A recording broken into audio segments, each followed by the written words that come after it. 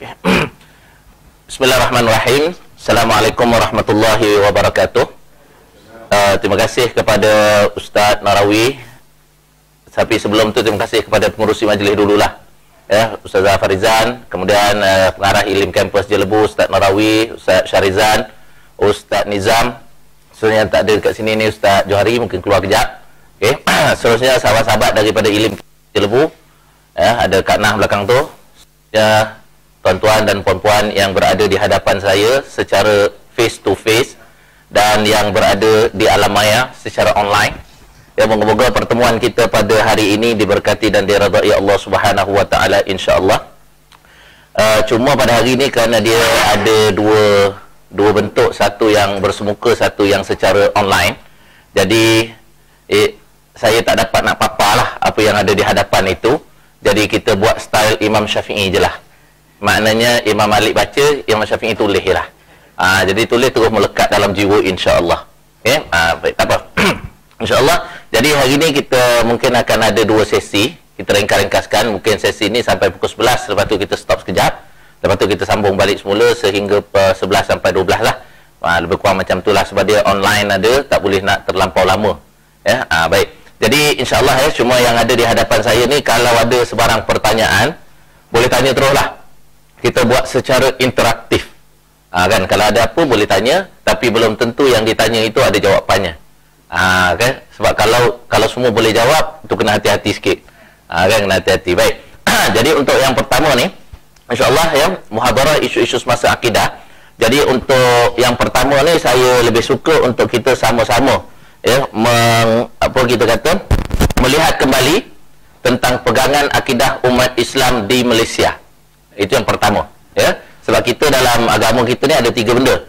Satu akidah, satu syariat yang berkait dengan hukum hakam. Okey, yang akidah ni benda yang duduk dalam lah. Okey, keimanan kita. Yang kedua perkara yang berkait dengan syariat, iaitu perkara yang berkait dengan hukum hakam. Dan yang ketiga perkara yang biasanya terkait dengan ilmu tasawuf, iaitu bab penyucian jiwa, penyucian hati dan sebagainya lah. Tiga benda ni mesti ada dalam jiwa kita, tak boleh hilang. Okey, tak boleh hilang. Kalau iman betul, cara amal ibadahnya pun betul, tapi amal ibadah yang dibuat tak ikhlas, contoh tasawufnya hilang, jadi amal itu kurang ataupun tidak diterima oleh Allah Subhanahu Wa Taala. Begitu juga kalau hatinya ikhlas, tata cara amalannya pun tepat seperti mana yang diajar oleh Nabi SAW, tapi tak beriman dengan Allah Ta'ala, amalannya akan jadi sia-sia. Jadi tiga-tiga serangkai ni, ketiga-tiga benda ni kena ada dalam satu masa sekaligus. Dia tak boleh hilang. Okey, dia tak boleh hilang. Baik. Jadi sebab itu kita nak tengok yang pertama, perkara yang paling penting ialah berkenaan dengan pegangan akidah umat Islam di Malaysia.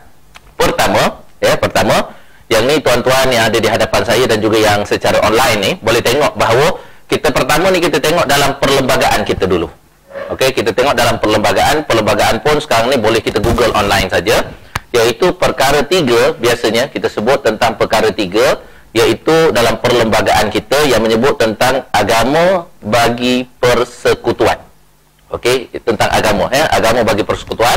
Disebut dalam perlembagaan ini perkara 3 itu ialah Islam adalah agama bagi persekutuan ya. Itu kadang-kadang orang kita disebut salah kan, dia kata Islam adalah agama rasmi bagi persekutuan. Perkataan rasmi itu tak ada dalam perlembagaan. So Islam ni dia bukan, sebab kalau ada perkataan rasmi, dibimbangi kita memahamkan ada di sana agama tak rasmi untuk kerajaan. Yang itu kita kena betul-betul faham. Maknanya Islam adalah agama bagi persekutuan. Tak ada nama Islam agama rasmi ke Islam agama Islam agama rasmi dan ada agama lain yang tak rasmi untuk persekutuan. Tak. Islam adalah agama bagi persekutuan. Okey, jadi tuan-tuan yang ada di hadapan saya dan juga yang online ni kena pegang betul-betul, sebab ramai orang sebut tentang Islam adalah agama rasmi bagi persekutuan. Yang tu tak betul sikitlah. Sebab perlembagaan tak sebut begitu. Islam adalah agama bagi persekutuan, tetapi tuan-tuan yang ada di hadapan saya ni, kalau ada smartphone dan sebagainya, mustahil zaman ini tak ada smartphone. Kan? Kalau yang masih lagi pakai 3315 dan 3310 itu memang kira legend gila lah. Nampak? Memang otai sungguh lah. Nampak? Dia memang terhindar daripada kemodenan. Nampak? Itu kan. Baik, jadi tuan-tuan boleh Google dekat situ, tengok perkara 3 dalam perlembagaan persekutuan. Okey, tulis je kat situ perlembagaan persekutuan perkara 3. Dia akan keluar agama bagi persekutuan. Okey. Dekat situ disebut Islam ialah agama bagi persekutuan, tetapi agama-agama lain boleh diamalkan dengan aman dan damai di mana-mana bahagian persekutuan. Okey, itu tentang sebab saya nak sebut yang awal ni ialah tentang pegangan kita di Malaysia. Ya, supaya tuan-tuan yang ada hadapan saya dan yang secara online ini boleh faham tentang pegangan akidah umat Islam di Malaysia ni. Sebab kadang-kadang ada yang kata negeri ini pegang pahaman ini, negeri ini pegang pahaman ni. Jadi kita bagi faham dulu insya-Allah hari ni. Ya, kalau tak boleh dapat semua pun, dapat sikit pun insya-Allah. Okey, baik. Jadi Islam ialah agama bagi persekutuan, tetapi agama-agama lain boleh diamalkan dengan aman dan damai di mana-mana bahagian persekutuan. Cuma kalau kita tengok disebut Islam ialah agama bagi persekutuan. Islam tu, okey, dia tak dijelaskan secara terperinci. Islam tu ikut yang mana dan macam mana tafsiran yang sebenar tak ada. Okey, yang tu kena tengok. Cuma sebelum tu saya nak sebut, tuan-tuan, puan-puan yang ada di hadapan saya dan juga online ini, tengok ya. Islam ialah agama bagi persekutuan. Okey, makna dekat sini kita nampak Islam adalah agama yang diiktiraf. Okey, yang diterima. Perkataan selepas itu kalau tuan-tuan tengok, Islam ialah agama bagi persekutuan, tetapi. Okey, perkataan yang disebut dalam perlembagaan tetapi. Okey, kadang-kadang orang kita kalau tuan-tuan dengar, dia kata Islam ialah agama bagi persekutuan dan agama lain. Okey, dan agama lain. Di situ memberikan kesan dan impak yang berbeza. Sebab tu perlembagaan disebut perkataan tetapi. Islam ialah agama bagi persekutuan, tetapi menunjukkan, perkataan tetapi menunjukkan bahawa tidak ada agama lain dalam Malaysia yang boleh mengatasi Islam. Sebab tetapi itu menunjukkan perbezaan. Okey, perbezaan. Sebab tu hati-hati. Kalau kita dengar orang-orang undang-undang ke dekat mana-mana ke parlimen ke disebut Islam ialah agama bagi persekutuan dan agama lain. Bila dan menunjukkan agama Islam dan agama lain berada pada kedudukan yang sama. Itu kena tengok hati-hati. Sebab kalau kita buat apa kita kata tak cakna. Kita buat tak tahu je, lama kelamaan besok perlembagaan kita akan diubah tanpa kita sedar. Kita tak ambil tahu pun.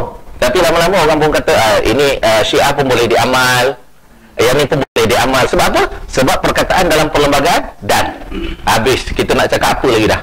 Sebab tu kena hati-hati, setiap patah perkataan kena pegang betul-betul. Ya, sebab tu saya kata mana-mana ada sebab 2-3 menjak dulu ada orang tanya anak dia nak jadi lawyer dan anak dia nak jadi magistrate, tapi bab civil, bukan syar'iah, civil. Dia kata boleh ke tidak ustaz? Sebabnya dia kata bila jadi hakim mahkamah civil, dia banyak benda-benda yang dia buat tu bercanggah dengan perlembagaan yang ada dalam Quran dan hadis. Kita kata senangnya bahawa kalau kita biarkan semua ini dikuasai oleh bukan orang Islam, orang Islam akan berdosa kerana tuntutan fardu kifayah tak ada. Jadi kalau semua orang Islam tak tahu undang-undang, berdosalah kita semua. Kan? Tak ada orang Islam yang tahu nak bawa kapal terbang, berdosalah kita. Tak ada orang Islam yang nak jadi doktor, berdosalah. Jadi sebab itu kita kata orang Islam kena juga ada yang tahu tentang undang-undang. Ya, peringkat-peringkat kita ni tak boleh dah. Kan ada 4 series, 5 series ni kira relax ya, beritahu je lah. Kan beritahu. Nak dengar, tak nak dengar sudah. Kita mudah ya, sebab Quran pun sebut wa ma alaika illal balagh, pada nabi tidaklah engkau wahai Muhammad itu melainkan hanya menyampaikan saja. Hidayah kerja Allah Subhanahu wa taala. Baik.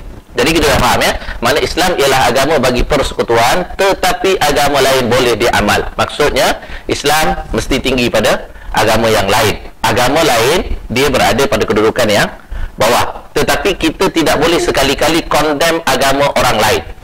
Sebab itu ketetapan yang telah diputuskan oleh Al-Quran. Kita jangan hina agama lain, tak boleh. Okey, cuma kita memberitahu tentang kebenaran agama kita. Kenapa kita kata, boleh contoh ya? Kenapa kita kata Islam ialah agama bagi persekutuan? Maksudnya Islam agama tinggi, tetapi agama lain berada pada kedudukan yang bawah pada Islam. Sebab apa? Kita tengok dalam undang-undang kita orang Islam dibenarkan, dibenarkan untuk pergi jumpa orang bukan Islam dan menceritakan kepada dia tentang Islam. Kita boleh tarik dia kepada Islam. Sedangkan dalam undang-undang menyebutkan bahawa orang bukan Islam dianggap melakukan kesalahan kalau dia pergi propose cerita agama dia, tarik kita kepada agama dia. Itu jadi satu kesalahan di bawah apa yang telah dia dalam negeri-negeri dia ada satu enactment. Enactment Kawalan Pengembangan Agama, lebih kurang begitu nama dia. Okey, kita sedia maklum ya, bila enactment ni dia duduk di bawah negeri. Enactment ni negeri. Jadi kita faham bila enactment ni dia tidak boleh enactment bawah kerajaan negeri ataupun kita kata bawah jabatan agama, majlis agama, dia tak boleh dikuasakan kepada orang bukan Islam. Tapi yang akta ni ataupun enactment Kawalan Pengembangan Agama ni, kalau orang bukan Islam dia pergi menceritakan tentang agama dia dengan tujuan nak tarik orang Islam kepada agama dia, dia dah melakukan satu kesalahan dan dia boleh didakwa. Okey, itu benda kena clear. Sebab tu kadang-kadang bimbang-bimbang kita tak clear, kita biar aja. Sebab tu tengok kadang-kadang kan ada orang bukan Islam dia masukkan propaganda agama dia dalam PO Box. Nampak tak? Itu sebenarnya kesalahan tu. Itu kesalahan. Tapi kita buat tak tahu je. Sebab apa kita buat tak tahu? Sebab kadang-kadang kita pun tak tahu. Kan? Kita, dah apalah, aku bukan nak ikut pun. Bukan isu bukan nak ikut. Mungkin kita tak ikut. Tapi bila kita buang, orang lain ambil. Orang lain tu pula tak berapa nak tahu, dia pula ikut.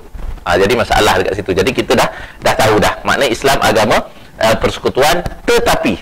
Tuan-tuan pegang ya. Hari ni tetapi. Maksudnya kena hati-hatilah. Okey, jadi perbezaan itu tetap ada. Yang ini dah kita sebut dalam perlembagaan. Kenapa kita dulukan perlembagaan? Sebab dalam negara kita, okey, tidak ada benda-benda yang boleh mengatasi perlembagaan. Sebab tu kita sebut awal dulu. Okey, tak payah bincang dululah. Kan ada orang yang ekstrim kadang-kadang dia kata, ustaz, bukankah Quran dan hadis adalah perlembagaan yang paling tinggi? Tak ada siapa nafikan. Tapi nak bercakap pun biarlah berpijak di bumi nyata. Kau nak cerita Quran hadis perlembagaan paling tinggi, engkau mengundi pun tidak. Nak cerita banyak, cerita panjang, wang karen je. Kita kena tegakkan Islam, kena tegakkan perlembagaan Islam, Quran dan hadis, letak semua. Tapi bila mengundi ni cara barat. Sudah. Itu jadi masalah kan. Lepas tu bila orang bukan Islam pula memerintah, kita telah melakukan kesalahan kena memberikan kuasa kepada orang bukan. Dah kau tak nak mengundi. Jadi sebab tu kita kena beritahu masyarakat kita apa yang sepatutnya. Sepatutnya. Okey, kita bukan cerita apa pun bukan. Kamu orang dengar-dengar pun dia kata, ustaz ni cerita macam dah dekat-dekat nak pulang raya pula dah ni. Saya tak tahu. Saya duduk macam saya macam ni lah. Nampak? Kan? PKP tak boleh ceramah di masjid, ceramah online. Kita kerja kita macam tu juga. Orang bagi kita duduk sini 2 tahun, kita duduk sini. Lepas tu orang tak bagi duduk sini, orang campur ke tempat lain, pergi tempat lain pula. Kita gitulah. Kan? Kita gitu. Kita ikut saja. Kita ini adalah staff kepada government of the day. Itu saja. Sama kan? Tak ada berubah apa-apa pun. Kalau berubah sikit pun, tiba-tiba dia masuk pilihan raya, jadi YB. Tu berubah sikit lah. Tapi kalau setakat duduk relax macam ni, kerja mengundi saja, macam ni je lah. Tapi tak apa, saya nak sebut tadi ialah kena hati-hati. Okey, kena hati-hati. Kita kena tahu apa yang sebenarnya saya sebut benda ni. Kenapa? Saya nak bagi tahu kita semua bahawa sebenarnya Malaysia ni dia tetap memelihara akidah dan Islam berdasarkan kepada perlembagaan yang sedia ada. Okey, kita macam beza negara lain. Kalau kita tengok negara India, okey, contoh dia memang Perancis dalam perlembagaan dia memang sebut negara itu akan kekal sebagai negara sekular. Disebut, tapi Malaysia tak sebut. Sebab itu kita kata tadi terpulang. Okey, sekarang kita dah faham ya. Maknanya poin pertama kita untuk hari ini ialah kita faham bahawa Islam tetap dipelihara oleh kerajaan berdasarkan kepada perlembagaan. Okey, kita cerita ni berpijak di bumi nyata. Perlembagaan yang sekarang dia dalam bahasa Inggeris, kita terjemah ke Melayu, tapi memang dibuat dalam Melayu. Dia bahasa Inggeris. Asal-asal bahasa Inggeris diterjemahkan. Penterjemahan itu biasanya penterjemahan word by word. Dia tak boleh terjemah macam kita faham makna. Dia tak boleh. Dia mesti terjemah word by word. Sebab kalau dia terjemah makna, dia akan merubah dia punya struktur perkataan-perkataan asal. Dia tak boleh. Kan kalau kita terjemah umum macam tu kan. Macam kita baca kita Arab ke kita Inggeris lah. Sini kesimpulan dia nak cerita benda ni. Tak boleh. Perlembagaan tak boleh. Perlembagaan dia kena satu-satu. Yes, literal. Dia perkataan bersebiji-sebiji. Dia tak boleh nak terjemah kan secara orang Melayu sebagai contoh kan, dia banyak peribahasa. Itu makna lain. Pergi mencari timba. Lain makna dia kan. Kalau kita terjemah ikut bahasa Melayu, bahasa Inggeris, dia akan jadi orang Inggeris pun tak faham. Apa benda pula benda ni kan. Itu contoh gitu. Dia mesti terjemah word by word. Okay? Itu benda yang kena. Cuma word by word tu kadang-kadang menyebabkan kita tak faham. Kita tak faham. Sebab itu ada tafsiran. Macam sekarang ni kita kata kalau yang perlembagaan ini yang cuba untuk diserap masuk Islam ialah Profesor Ahmad Ibrahim yang nama dia diabadikan dekat UIA tu. Itu adalah dianggap sebagai bapa kepada penyerapan masuk undang-undang Islam ke dalam undang-undang negara. Itu Tan Sri Ahmad Ibrahim. Okey. Clear tuan-tuan ya? Itu contoh. Baik. Saya tak boleh nak papar dekat sini. Jadi kita dengar aje lah. Okey, itu yang pertama. Baik, saya sebut tadi bahawa Islam adalah agama bagi persekutuan. Tapi dia tak jelaskan Islam tu makna macam mana. Kan ada Islam, yalah banyak kan. Saya sebut contoh lah, ada orang kata Islam Syiah, ada orang kata Islam Wahabi, ada orang kata Islam liberal, ada orang kata Islam Ahlus Sunnah wal Jamaah. Islam mana satu ni? Tafsiran tu umum. Tafsiran umum. Sebab itu datang fatwa kita pada tahun 1996. Okay, lama dah. 1996, yang mana fatwa itu menyebutkan, fatwa ni berkenaan dengan Syiah masa tu. Okey, kita nak pointkan Islam tadi, tafsiran dia kat mana? Sebab takut nanti tuan-tuan, perempuan yang ada di hadapan saya dengan yang ada di luar sana, bila dengan Islam, Islam ni makna Syiah pun Islam juga. Nanti saya sebut tentang Syiah sikit ya. Kenapa saya sebut Syiah tu Islam juga tu? Syiah pun Islam juga, Wahabi pun Islam juga. Tapi Islam mana yang amal kat Malaysia ni? Kita selalu dengar Islam Ahlus Sunnah wal Jamaah. Baik, kita ambil kat mana yang kata kita ni Ahlus Sunnah wal Jamaah itu? Baik, fatwa tahun 1984 dan 1996 yang menetapkan bahawa umat Islam di Malaysia hendaklah berpegang kepada ajaran Islam. Okey, itu poin dia, perkataan dia. Umat Islam di Malaysia hendaklah berpegang kepada ajaran Islam yang berasaskan Ahlus Sunnah wal Jamaah. Okey. Jadi kita kat Malaysia ni Ahlus Sunnah wal Jamaah. Bila pergi poin Ahlus Sunnah wal Jamaah, bergaduh lagi. Orang kita bergaduh lagi. Ahlus Sunnah wal Jamaah ni siapa? Asy'ariyah ke? Wahabiyah ke? Dia bergaduh pula dekat situ. Puak yang Asy'ariyah tuduh Wahabi, yang Wahabi pula tuduh Asy'ariyah. Bergaduh. Tak payah orang kafir bergaduh berlawan dengan kita. Kita orang Islam sama kita dah bergaduh dah. Itu jadi timbul polemik pula. Okey, tadi dah Islam. Kita tak clear dah. Islam yang mana? Baik, kita dah clearkan menerusi fatwa bahawa Islam tu adalah Islam Ahlus Sunnah wal Jamaah. Sekarang, Ahlus Sunnah wal Jamaah tu tafsiran mana pula? Kan tafsir tuan-tuan biasa dengar kan tentang Wahabi kan. Itu semua pertama bila sebut tentang Wahabi ni, kita kena iktiraf macam ni. Bidang kuasa agama adalah bidang kuasa kerajaan negeri. Okey, dia bukan bidang kuasa persekutuan. Itu bidang agama negeri. Okey, itu dah termaktub dalam perlembagaan. Tuan-tuan boleh tengok jadual ke-9 perlembagaan persekutuan. Bidang kuasa agama hak mutlak negeri. Sebab tu yang ada di hadapan saya dan di alam maya ni, kena pegang poin ini betul-betul. Sebab itu kadang-kadang bila ada suatu perkara berlaku, kenapa JAKIM tak ambil tindakan? Kenapa JAKIM tak buat gini? Kenapa dan kenapa? Yang kena tumbuk sentiasa JAKIM saja. Sebenarnya JAKIM hanya satu badan penyelaras. Bidang kuasa agama adalah hak mutlak negeri. Negeri yang boleh ambil tindakan.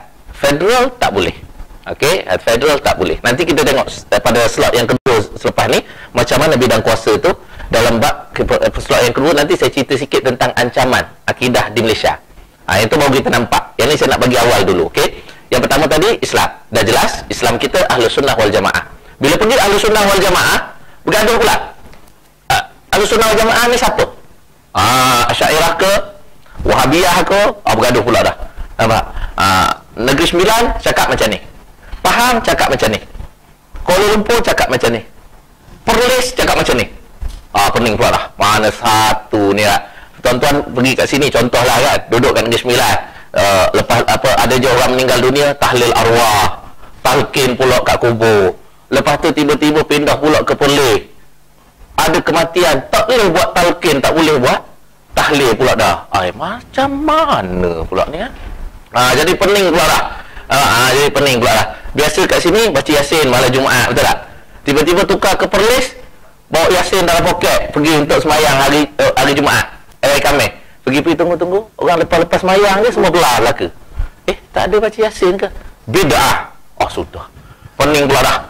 Pening dah. Celaru dah sesama semua orang Islam. Sebab tu kita kena faham tadi, bidang kuasa agama adalah hak mutlak negeri. Negeri Sembilan menetapkan Ahlus Sunnah wal Jamaah ini. Itu hak negeri. Negeri Kedah, negeri Perak tak boleh komplain. Contoh, Perak menetapkan Ahlus Sunnahnya begini. Negeri lain tak boleh komplain. Perlis menetapkan Ahlus Sunnah wal Jamaahnya begini. Tak boleh komplain. Sebab bidang kuasa agama adalah bawah bidang kuasa Duli Yang Maha Mulia Sultan dan Tuanku setiap negeri. Yang tu kita kena clear. Jakim badan penyelaras saja. Habis kalau isu-isu yang besar Jakim nak buat macam mana? Jakim akan bawa kepada Majlis Kebangsaan Ahli Ehwal Islam, kemudian di-endorsekan ke dalam Majlis Raja-Raja punya persidangan. Itu je benda yang boleh kita buat. Harap tuan-tuan di hadapan saya ni lepas ni boleh cerita ke orang. Kalau orang cerita kat kedai kopi kan, ada orang buat khalwat ke apa. Ini pegawai Jakim kan duduk dekat taman kita ni, buat apa? Pegawai Jakim tak boleh buat apa. Tak boleh buat apa. Lepas tu tuduh pula, Ustaz Najmuddin kan duduk sebelah kita, sebelah rumah dia tu ada maksiat, kenapa dia tak tangkap dia? Kan orang pejabat mufti. Pejabat mufti tak boleh tangkap orang. Yang boleh tangkap orang jabatan agama. Jabatan agama pula bukan semua orang boleh tangkap. Penguat kuasa saja boleh tangkap. Dia ni pegawai jabatan agama Negeri Sembilan ni kan, duduk sebelah kita ni. Dia bahagian mana? Bahagian pengurusan masjid. Di masjid je lah dia jaga. Nampak? Dia pula kena telefon kawan dia hak dia duduk penguat kuasa. Ni ada sebelah rumah aku ni ada gini. Begitu ceritanya. Nampak?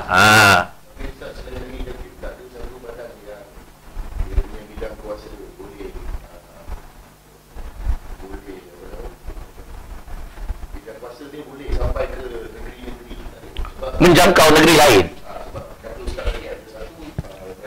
Majlis Raja-Raja. Ya. Okey. Dia macam ni. Jakim buat paper, satu isu, Jakim buat paper, bawa dalam Majlis Kebangsaan Ahli Ehwal Islam yang ada 14 mufti dalam tu. Dia orang putuskan sesuatu. Jadi untuk endorsekan keputusan yang Jakim dah bawa ni, dia kena endorse dekat Majlis Raja-Raja. Dan Majlis Raja-Raja dia akan rujuk pula kepada dia punya mufti yang hadir tadi. Di situlah dia akan putuskan sesuatu. Cuma kita balik semula. Bila keputusan Majlis Raja-Raja dah putus macam tu, kebiasaannya jawatan kuasa fatwa negeri-negeri dia akan ikut. Bila negeri ikut, contohlah kita kata contoh macam ni tak. Nak jangkau satu badan, nak apa kita kata,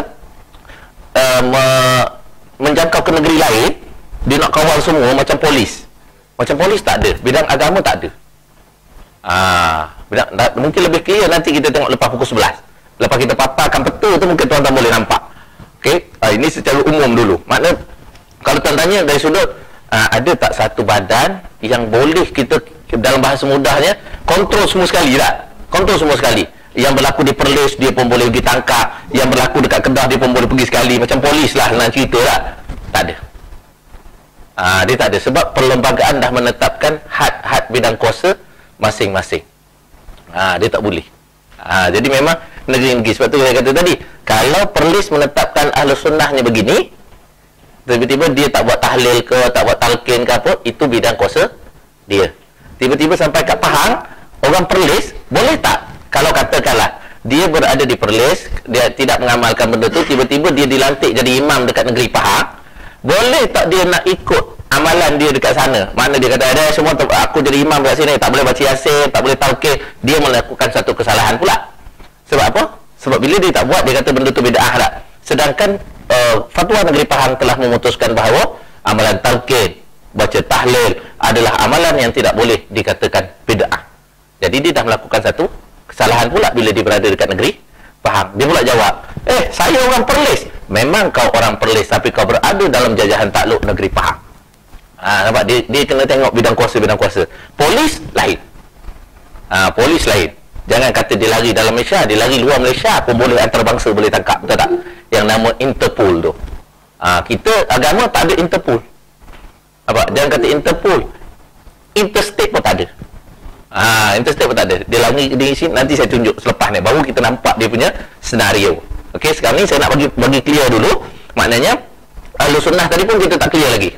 Okey, sekarang ni bila sebut Ahlus Sunnah ni, Ahlus Sunnah ni, siapa Ahlus Sunnah ni? Baik, dekat Malaysia ni tuan-tuan, dia ada satu benda yang namanya Undang-Undang Tubuh Kerajaan Negeri. Pernah dengar kan? Undang-Undang Tubuh Kerajaan Negeri. Ini kira macam tiang seri lah. Tiang seri. Sebab itulah kita tengok Undang-Undang Tubuh ni power tak powernya. Kalau ada satu negeri, contoh ya, satu negeri, dia buat pilihan raya, kita ambil contoh macam tu kan. Buat pilihan raya, contoh kita ambil paling clear Perak. Dia dimenangi oleh orang bukan Melayu banyak kerusi dalam Dewan Undangan Negeri Perak, contohlah. Kalau ikut orang bukan Melayu lebih banyak, so dia boleh lantik menteri besar di kalangan orang dia sebab kerusi dia lebih banyak. Tapi kenapa dia tak boleh lantik pada ketika contohnya zaman Datuk Seri Nizar dulu, walaupun orang Melayu cuma ada 2 atau berapa kerusi saja contoh, dia kenapa boleh kena lantik juga orang Melayu? Kerana Undang-Undang Tubuh Kerajaan Negeri Perak menetapkan bahawa MB mesti orang Melayu. Jadi itu Undang-Undang Tubuh power. Jadi nak tentukan Ahli Sunnah dari siapa, saya sebut dulu. Satu saja dalam Malaysia ni Undang-Undang Tubuh, mungkin saya tahu ini yang setakat yang kita orang buat masa di JAKIM dulu. Satu saja Undang-Undang Tubuh yang meletakkan Ahlus Sunnah wal Jamaah ialah Asy'ariyah Maturidiyah. Satu negeri saja dalam Undang-Undang Tubuh disebut, iaitu Undang-Undang Tubuh Kerajaan Negeri Kelantan. Itu saja. Yang menyebutkan bahawa Ahlus Sunnah wal Jamaah itu adalah orang yang mengikut Abu Hasan Asy'ari dan Abu Mansur Al-Maturidi. Itu je yang disebut. Negeri lain tak ada. Negeri lain tak ada. Negeri lain sebut dalam fatwa ke ialah Ahlus Sunnah wal Jamaah. Okey, umum begitu. Tapi kalau negeri lain, dia tak ada undang-undang tubuh tu, dia tak sebut dalam undang-undang tubuh kerajaan, dia sebut dalam kaedah-kaedah tauliah biasanya. Kan kalau kita lagi minta tauliah mengajar, contoh tak? Dia akan ada dalam kaedah tu, dia punya peraturan dia, makna orang yang diberikan tauliah mesti mengajar berdasarkan mazhab akidah Abu Hasan Asy'ari dan juga Abu Mansur Al-Maturidi. Dia sebut di situ. Makna kita faham lah. Kita faham. Tapi kalau orang kata, negeri Perlis macam mana Ustaz? Kita dah kata tadi, bidang kuasa terhad untuk negeri itu saja. Sebab itulah kalau kita tengok contoh dalam isu zakat kan, bila ada amil, tuan-tuan dilantik sebagai amil di Negeri Sembilan, tiba-tiba tuan-tuan duduk di Negeri Selangor, tapi dilantik jadi amil di Negeri Sembilan, contohlah. Bila time kita kerja, kita kutiplah amil kat sini, betul tak? Tapi bila hari cuti, kita tak ada kat sini, kita ada kat Shah Alam. Jadi kita kutip amil kita kat Shah Alam pula. Telah menjadi satu kesalahan, sebab kita punya bidang kuasa amil dekat negeri yang kita diberi kuasa saja. Tak boleh pergi langkau ambil negeri orang lain punya.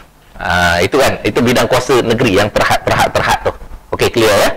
Jadi maknanya kita faham dah sekarang ni, maknanya di Malaysia ini secara umumnya, maknanya Islam merujuk kepada Ahlus Sunnah wal Jamaah, dan Ahlus Sunnah wal Jamaah merujuk kepada Abu Hasan Asy'ari dan Abu Mansur Al-Maturidi. Kalau orang tanya kita, Wahabi? Mesti orang tanya namanya. Okey, Wahabi. Jadi jawapan saya ni satu, jangan tuduh saya Wahabi, sebab saya cuma jawab keputusan fatwa. Okey, itu kena hati-hati. Okey, Wahabi ini satu aliran pemikiran, fahaman yang biasanya dinisbahkan kepada orang yang bernama Muhammad bin Abdul Wahab. Okey, dia ni walaupun dia aliran pemikiran, tapi mazhab utamanya adalah mazhab Hambali. Dia bukan tak ada mazhab, dia mazhab Hambali.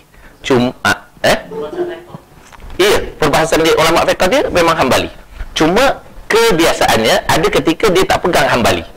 Dia tengok dalil Hambali tak kuat, dia pegang pandangan lain. Itu yang kita nisbahkan kepada Wahabi. Cuma di peringkat federal memutuskan Wahabi adalah Ahlus Sunnah. Dengan betul ya. Wahabi adalah Ahlus Sunnah. Itu di peringkat federal. Tapi tuan-tuan berada di Negeri Sembilan. Negeri Sembilan memutuskan dalam fatwa negeri bahawa Wahabi bukan Ahlus Sunnah. Sudah orang kata. Mana satu nak ikut ni Ustaz? Nanti dulu. Negeri Sembilan sebagai contoh kata Wahabi bukan Ahlus Sunnah. Pahang, Wahabi bukan Ahlus Sunnah. Perak, Wahabi bukan Ahlus Sunnah. Okey, tetapi federal mengatakan Wahabi adalah Ahlus Sunnah. Jadi kita pun jadi confused. Baik, tak payah confused. Walaupun nak pening-pening kepala, pergi dekat kesimpulan akhir. Bila 3 negeri tadi sebagai contoh mengatakan Wahabi bukan Ahlus Sunnah, so dia tak boleh diamal di negeri tersebut. Fahaman tu? Betul? Clear ya? Habis tu federal kata Wahabi itu adalah Ahlus Sunnah, boleh amal tak? Keputusan dia Wahabi adalah Ahlus Sunnah. Tetapi yang ni orang kita tak baca. Tetapi amalan dia tidak dibenarkan untuk diamalkan di Malaysia sebab boleh membawa perpecahan di kalangan masyarakat. Maknanya kesimpulannya, walaupun federal kata Ahlus Sunnah, negeri kata bukan Ahlus Sunnah, tapi dia bersepakat bahawa amalan ni tak boleh diamal dekat Malaysia. Tak boleh amal, itu saja. Okey, orang kita contoh ya, bila tengok je orang tak baca doa kunut sembahyang subuh, Wahabi. Kita tak tanya dulu, entah-entahkan dia terlupa baca kunut. Nah, entah-entahkan dia takkan terlupa Ustaz.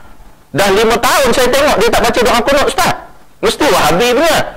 Tanya tak dia? Entah-entah dia memang tak hafal doa kunut. Takkan Wahabi tanya dia Wahabi apa pun dia tak tahu. Tak? Ustaz memang Wahabi Ustaz. Yasin tak pernah baca Ustaz malam Jumaat Ustaz. Jangan kata Yasin, Quran pun dia tak reti baca. Macam mana baca Yasin? Nampak tak? Benda tu kita kena nilai satu persatu. Tak boleh tengok luaran. Habislah. Tak boleh macam tu. Contoh kan. Macam contoh kan. Kalau kita tengok tiba-tiba katakan bagi contoh lah. Kita pergi surau, kita pergi masjid. Imam satu sakit perut, tak datang. Imam kedua gout. Imam ketiga disyaki COVID, tak boleh datang. Kita hari tu kira macam bertaubat lah. Selepas COVID ni kira baik sikit, taubat lah. Taubat bukan sekadar dalaman, luaran pun taubat sekali. Macam mana? Dekat rumah tu ada jubah lama arwah ayah kita, contohlah arwah atuk ke. Jubah tu pula dia beli di Mekah. Jubah serupa jubah Imam Mekah. Kita pun hari ni aku dah bertaubat, moga-moga dengan ni Allah tariklah COVID ni daripada ni dah tak nak dah lah. Taubat nak pergi surau ni. Pergi surau. Pakailah jubah Masjidil Haram yang atuk kita punya dulu. Lepas tu cari-cari kopiah tak jumpa pula. Jubah dah cantik, kopiah tak jumpa. Jumpa pula yang macam roda basikal atuk kita beli dekat Mekah. Wah, ambil kain Yasir Arafat tu, letak pula igal atas kepala tu, pergi semayang. Kita tahu kita ni juzuk 30 pun lupa-lupa, betul tak? Bukan hafal 30 juzuk. Kalau dekat Mesir biasanya orang yang pakai kopiah putih atas merah tu, ini memang 30 juzuk dalam kepala. Tak ada siapa boleh pakai suka-suka. Kat Malaysia ikut suka hati je, jual merata je kopiah tu, betul tak? Cuba pakai kopiah merah bawah putih, pergi ke Mesir, tak berbunyi baca Fatihah, tak bunyi, tak pakai, sebab itu amalan dia. Okey, amalan dia. Baik, kita tadi saya bagi contoh pakai macam tu, pergi masjid, imam 1, imam 2, imam 3, MC tadi. Kita pergi. Orang akan tengok dari sudut apa? Orang nak tolak jadi imam. Pakaian. Nampak? Tengok pakaian. Walaupun sebenarnya ada dekat situ 2 orang budak daripada USIM yang hafiz Quran, tapi dia pakai seluar jean dengan t-shirt je. Orang tak kenal, betul tak? Orang tengok kita datang, tengok dah luar, calon imam ni. Betul, nampak je kita masuk, Allahu Akbar, Allahu Akbar, asyhadu an la ilaha illallah, kita pun relax je. Lepas tu, orang pun, Tuan Haji, sila Tuan Haji. Rasa depan ke keluar balik? Keluar balik biasanya. Nampak tak? Sebab orang akan nilai dari sudut luaran apa yang dia nampak. Sedangkan kadang-kadang penilaian luaran tak sama dengan apa yang berlaku kat dalam. Betul tak? Macam itulah tadi. Kita tuduh orang itu berpahaman Wahabi sebab semata-mata kita tengok dia tak baca talqin. Bukan. Macam saya sebagai contoh tak? Saya biasa. Orang tuduh saya Wahabi yang itu 2-3 kali orang tuduh. Sebabnya, kali pertama, saya tak baca talqin. Sebab apa saya tak baca talqin dekat tempat orang mati? Waktu tu baru duduk, tiba-tiba kilat sabuk menjabuk.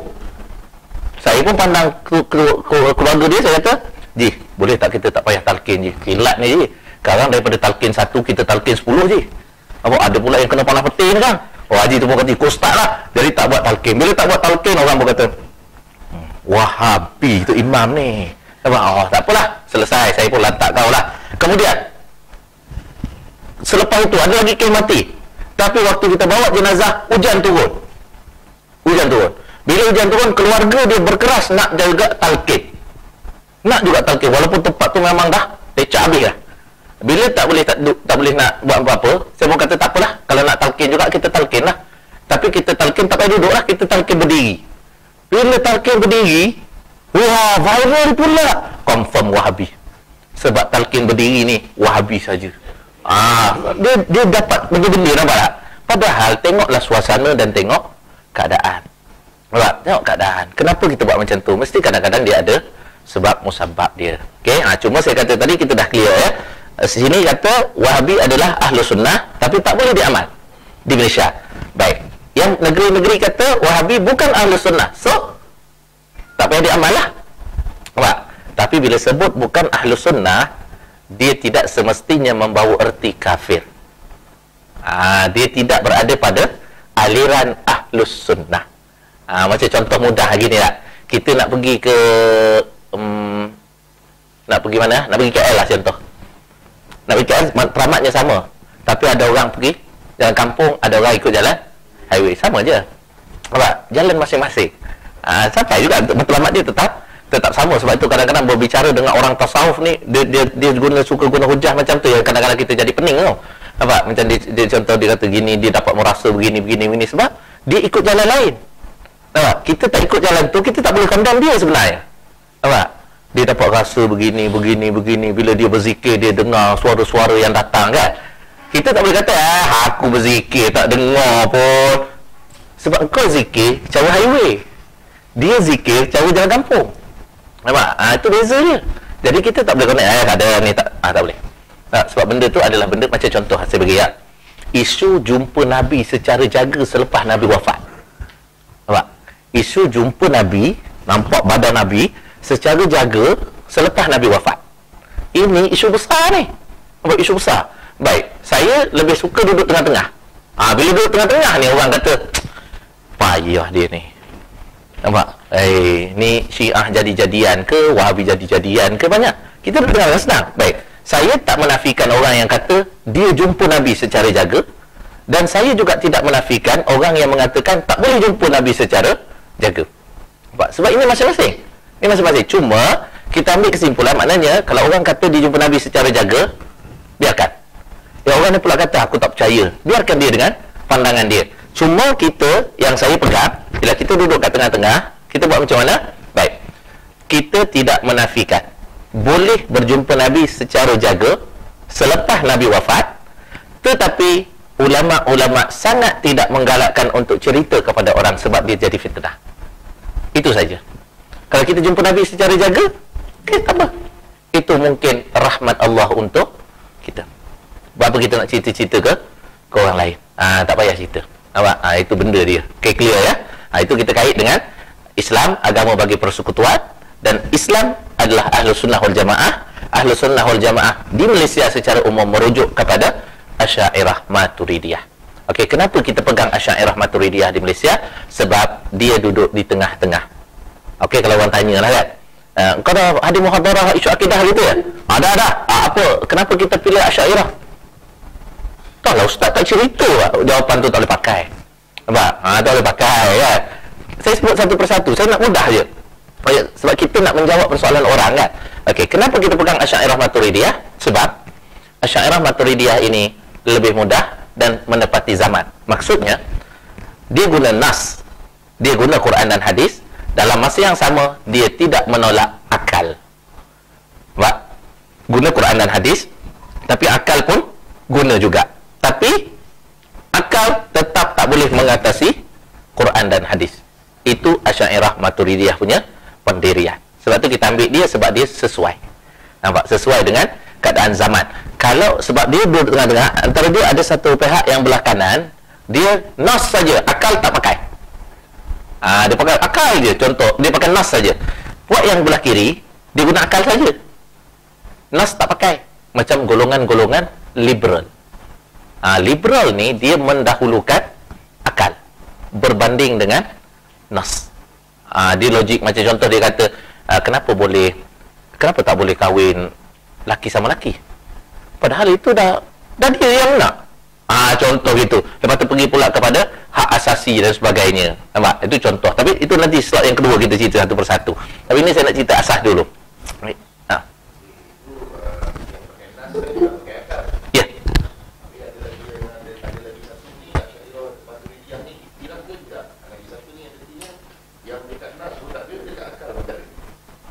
Ada contoh tak? Ya. Betul. Tak ada. Ya. Kita memilih jalan tengah-tengah, iaitu jalan Asy'ariyah. Kita beriktilas lah yang macam ni. Yang contoh yang okey. Dia kalau ikut yang kita pegang ni, yang mazhab kita Syafi'i ni, Asy'ariyah Maturidiyah dalam bab akidah, dalam bab fiqh kita pegang Syafi'i. Okey. Dalam pandangan Imam Nawawi terhadap hadis yang cerita tentang isu jumpa Nabi itu ialah hadis yang menceritakan, saya bagi makna Melayu saja senang, siapa yang melihat aku pada masa man ra'ani fil manam, siapa yang melihat aku dalam tidur seumpama melihat aku pada masa jaga. Jadi ulama berkhilaf dekat hadis ini. Tapi yang Imam Nawawi pegang ialah orang ditujukan kepada para sahabat. Hadis ini tuju pada para sahabat. Maksudnya mereka pernah melihat Nabi pada waktu kehidupan dia. Jadi tidak menafikan untuk dilihat Nabi dalam keadaan tertidur, terbayang-bayang Nabi dan sebagainya. Tapi kalau macam kita iktiraf sebab nas itu dia ada tafsiran yang pelbagai. Nas tu. Clear ya? Maknanya kita iktiraf sebab kita ni cuma ada 3 saja sebenarnya. 3 saja. Sama ada kita ambil nas dengan nas, lepas tu kita guna akal sekali. Yang kedua, ambil nas saja, akal tak pakai. Okey? Yang ketiga, ambil akal saja, nas langsung tak pakai. Dia ada 3 ni je biasanya. Kita ambil Asy'ariyah tadi sebab dia ada kedua-duanya. Nas pakai, akal pun pakai. Ada ketika kita tak boleh pakai nas, kita kena pakai akal. Contoh, saya bagi contoh senang. Okey, ambil contoh zaman dulu lah. Zaman dulu, bila ada seorang etis ni orang tak percaya agama lah, etis. Dia berdebat dengan seorang hamba Allah, dengan raja. Dia kata apa? Dia kata alam ini terjadi dengan sendiri. Alam ini terjadi dengan sendiri. Lalu dia kata kepada raja, datangkan siapa alim ulama yang boleh berbahas dengan aku, yang menceritakan bahawa alam ini memang Tuhan yang jadikan. Waktu itulah berdebat. Tak ada ulama yang dalam negeri itu yang sanggup berdebat dengan orang etis ni. Sebab pada masa itu mereka tidak menggunakan logik akal. Macam mana nak jawab soalan orang ini? Nampak? Jadi tak boleh jawab lah. Tak boleh jawab. Jadi tiba-tiba ada seorang kampung yang kerja dia buat perahu. Dia kata, tuanku, saya akan jawab. Jadi orang etis ni tengok, ulama besar, serban besar, jubah labuh pun tak boleh jawab. Yang ini seluar senteng, baju pagoda je nak jawab, apa barang ni? Contoh tak? Tapi dia kata, tak apa, aku akan jawab soalan kau besok pagi. Besok pagi. Okey, dia kata boleh. Besok pagi, dia ni duduk seberang sungai. Besok pagi, raja dah tunggu, etis dah tunggu, ulama-ulama pun dah tunggu. Tunggu, tak mari. Okey? Tak mari. Jadi etis ni kata apa? Etis ni kata, tengok, mana ada orang berani lawan aku?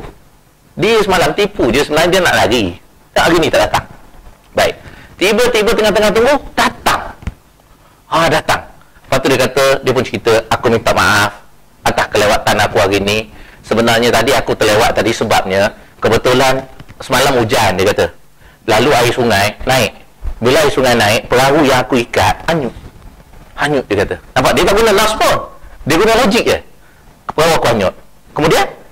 Kemudian aku ni pun tunggulah macam mana aku nak pergi berdebat dengan kau hari ni. Tunggu, perahu dah tak ada, dia kata. Tiba-tiba, dia kata. Tiba-tiba. Daripada dasar sungai, naik sekeping papan. Nampak? Tiba-tiba dari hutan entah mana datang tukul pula, dia kata. Lepas tu datang dari seberang sana pula paku yang banyak. Tiba-tiba mereka ini bersepakat secara sendiri, papan susun diri sendiri, paku datang ketuk sendiri, tukul datang ketuk sendiri tanpa aku buat apa-apa. Lepas tu aku pun duduk kat situ, perahu tu pun bawa aku seberang dan aku pun naik jumpa kau hari ni. Orang etis cakap apa? Tuanku, saya tak nak berdebat dengan dia sebab dia ni gila. Dia ni gila. Lepas tu apa jawab orang tu? Dia kata, kenapa kau cakap aku gila? Sebab dia kata, mustahil benda tu boleh jadi sendiri macam tu. Lalu dia pun jawab apa? Kalau benda kecil macam tu pun kau tak boleh percaya jadi sendiri, alam yang besar ni lagilah kau tak boleh percaya. Nampak? Logik saja. Kan? Kalau kita nak jawab nas, letih nak jawabnya. Kan? Macam juga orang jumpa Imam Abu Hanifah. Sebab itu kita ambil Asy'ariyah tu, sebab dia kadang-kadang menggunakan nas, tapi dia di sini dia tak menggunakan nas, tapi dia tetap tidak menyanggah nas. Nampak? Tidak bertentangan dengan nas apa yang dia cerita tu. Baik, macam juga orang tanya Imam Abu Hanifah. Senang saja. Apa dia kata? Kau cakap Allah Ta'ala itu ada azali kan? Makna wujud Allah Ta'ala itu wujud tiada permulaan dan tiada pengakhiran. Lalu dia kata mustahil. Setiap benda mesti ada permulaan dan pengakhiran. Apa jawab Imam Abu Hanifah? Baik, tunjuk aku 5 jari kau. Dia pun tunjuk macam ni. Baik, dia kata, kau kata mustahil ada permulaan dan perakhiran, betul? Baik, tunjuk macam tu. Lepas tu dia kata, beritahu aku apa yang ada sebelum ibu jari kau. Dia pun tengok, tak ada. Ada tak siapa-siapa jari dia sebelum ibu jari ada jari lain? Itu cacat nama dia. Tak ada kan? Okey, dia pun tengok, tak ada. Beritahu aku apa yang ada selepas jari kelingking kau. Tak ada. Jari kau pun tak mustahil, apatah lagi Allah Ta'ala yang kau sendiri tak tahu macam mana zat dia. Nampak? Senang je kan? Kalau menggunakan akal. Ada ketikanya. Sebab itu nak berdebat dengan orang, sebab itulah Imam Ghazali dia mendatangkan sifat 20 tu. Sifat 20. Sebab apa? Sifat 20 ni peranan dia nak lawan ahli falsafah. Nampak? Nak lawan ahli falsafah. Kalau kita lawan dengan nas, orang ni dah tak percaya nas dah. Nampak? Dah tak percaya nas, macam mana kita nak berdebat dengan dia. Jadi sebab itu kadang-kadang kita tengok orang, ni tak payah. Kan? Macam saya pun pernah dulu, ini sebagai pengalaman sikit. Sebab dah pukul 11 lebih. Tak apa, kita rehat sekejap. Macam contoh saya bagi contoh last. Sebab isu kan, orang ingat tak masa kapal terbang MH370 hilang? Berapa tahun hilang? Sampai sekarang tak jumpa. Betul tak? Biasanya dalam dunia mesti jumpa punya. Dengan seluruh dunia menggunakan kepakaran teknologi untuk cari. Kapal terbang tu bukan besar jam ni. Kalau hilang tak jumpa, besar. Mesti jumpa punya. Nampak? Mesti jumpa punya. Nak sorok kat mana kapal terbang tu? Nampak? Bukan Cessna yang kipas tepi. Tak, ni kau Boeing. Nak sorok kat mana? Tak boleh punya. Tapi bila dah tak jumpa, saya pernah ceramah di satu tempat. Ada orang tanya, Ustaz, saya nak tanya satu soalan. Apa dia? Di mana MH370? Masa tu dah hampir setahun lebih kapal terbang tu hilang. Saya kata, jawapan standard Ustaz lah masa tu. Malah dah nak cerita panjang. Jin sorok. Jawapan paling senang. Kira macam checkmate lah. Okay. Jin sorok. Kalau tuan-tuan rasa dah selamat dah jawapan tu kan? Rupanya tak selamat lagi. Sebab dia jawab dengan saya, dia kata, Ustaz, saya pengamal perubatan Islam. Alamak, salah ni. Okay, kenapa? Setahu saya tak tahulah dia tipu saya ke tidak, tapi bila kita tengok orang macam tipu kita, kita kena sedia untuk menipu balik. Nampak? Baru selamat. Nampak? Dia kata, saya pengamal perubatan Islam. Setahu saya, dia kata, setahu saya, jin hanya boleh menyorokkan sesuatu, tidak Tidak, lebih 7 hari. Saya pun baru itu dengar. Tapi kita jangan kata, oh ya ke? Jangan. Kita kata, saya pun tahu. Walaupun sebenarnya baru hari itu tahu. Nampak? Itu namanya reverse psychology. Betul? Lawan dia balik. Menunjukkan benda yang dia cakap tu, aku dah tahu sebenarnya. Lalu dia pun akan jadi, oh hebat dia ni. Semua benda aku dia tahu. Padahal baru hari itu tahu kan? Jadi kita kata, sebenarnya, saya pun tahu sebenarnya. Habis kenapa Ustaz kata disorok oleh jin? Sedangkan dah lebih pada 7 hari. Tuan, jin bukan ada satu. Hari yang ke-6 dia pas pada jin kedua. Hari esok dia pas. Jin ada berjuta dalam dunia. Oh, dia pun betul juga. Okey. Nampak? Walaupun saya sebenarnya tak yakin dengan jawapan saya sendiri. Tapi sekurang-kurang dia dah yakin, okey lah. Nampak? Sebab itu kita kata kadang-kadang isu-isu yang berkait dengan isu akidah, benda gaib macam tu, hilang. Kita tak boleh jawab dengan nas juga. Sebab jawab dengan nas, tak boleh. Sebab itu kita kata tadi, kenapa kita di Malaysia pegang Asy'ariyah? Kerana Asy'ariyah dia menggabungkan di antara dua-dua nas dan juga akal sekali. Kalau kita guna nas saja, kalau orang tadi tanya, rasa tak jawab dah. Tak jawab dah. Paling tidak jawab dah. Serahkan kepada Allah. Kerana segala-galanya adalah ketentuan Allah. Itu jawapan paling tawaduk sebenarnya. Tapi memang tak tahu jawapan sebenarnya. Orang pun tahu. Kan? Jadi sebab itu kita kata tadi, senang kita guna kedua-dua pihak. Nampak? Kedua-dua pihak. Macam tuan-tuan yang duduk dekat CCRC. Contoh tak? Nak berdepan dengan kita nama apa klien ni? Nak depan dengan klien tu, dia kata, Ustaz, saya tak nak sembahyang. Contoh tak? Saya tak nak sembahyang. Saya tahu sembahyang tu wajib. Saya tak nak sembahyang. Kita pun kata, sebenarnya berdasar firman Allah Subhanahu wa taala di dalam Al-Quran surah sekian-sekian, tafsir Tabari, tafsir Ibnu Katsir mengatakan, hadis Nabi Sahih Bukhari mengatakan gini. Dia nak dengar? Tak nak. Betul tak? Semua juga orang yang duduk di penjara ya? Semua sama ya? Kan semua orang daripada penjara. Penjara pun sama tak? Tak? Cerita dengan orang yang apa? Yang geng-geng isap dadah. Berdasarkan firman Allah SWT dalam surah Al-Baqarah, saya mengambil tafsir Imam Tabari, dan Imam Tabari juga sama dengan Ibnu Katsir. Dia sekarang ni aku tak nak sembahyang. Kau tak payah cerita panjang. Itu saja. Itu je poinnya. Kita sekarang ni nak yakinkan dia supaya dia sembahyang. Itu saja. Nampak? Kan? Jadi sebab itu kita kata tadi, Asy'ariyah ni dia menepati kehendak zaman. Sebab tu dia boleh guna nas, tapi dia boleh guna akal. Ada ketika dia tak guna nas, guna akal saja. Tapi hati-hati supaya nas, supaya akal tidak menyanggah pula nas tu. Nampak? Kadang-kadang guna akal tersanggah nas tu. Nampak? Dia menyalahi nas. Yang tu kita tak nak. Okey? Clear tuan-tuan ya? Itu tentang, saya bawa dulu isu akidah tu dulu. Sebab apa? Sebab lepas ni baru kita nak bawa isu-isu semasa dalam akidah, kawan-kawan kita dah faham. Dah faham asas tu tadi. Lepas ni saya nak cerita tentang isu ancaman terhadap akidah. Tuan-tuan dah boleh nampak dia bercanggah dekat ahli sunnah kat mana. Sebab tu saya kalau boleh papar dekat sini, saya nak papar beberapa contoh video supaya tuan-tuan tengok. Tuan-tuan tengok. Tengok. Okey. Maknanya kalau tuan-tuan boleh menilai, ini tak lari ahli sunnah. Maknanya apa yang saya sampai awal tadi dapatlah. Tapi kalau tuan-tuan tengok, ini bukan ahli sunnah, padahal benda tu ahli sunnah pun. Maknanya sama ada salah aku sampai tak sampai, ataupun salah yang mendengar, mungkin dia tidur. Nampak? Mata jaga Ustaz. Mata jaga, akalnya tidur. Banyak macam tu, mata jaga tu, tapi akal tak masuk. Sebab akal dia ada dekat CCRC, ada dekat Semenyih, ada dekat mana semua, ada dekat sana. Dia body je ada dekat sini. Nampak? Body je ada dekat sini. Jadi sebab tu kita tak nak panjang-panjang. Baik, saya stop dulu. Untuk stop ni, clear ya, insyaAllah ya. InsyaAllah benda tu clear. Lepas tu nanti, lepas ni kita tunjuk tentang apa tu akidah Ahlussunnah Jamaah punya ancaman-ancaman sikit-sikit. Sebab dia akan bercanggah dengan akidah Ahlussunnah tu. Jadi clear insyaAllah. Baik Zan, saya stop dulu ya. Baik, kita stop dulu di sini. Nanti insyaAllah selepas 10 minit ada Zan ya. Selepas 10 minit mungkin dalam kita ambil 11 suku lah, boleh kot? Boleh ya? 11 suku kita sambung balik semula insyaAllah. Jadi saya stop kat di sini dulu. Serahkan Izan ya.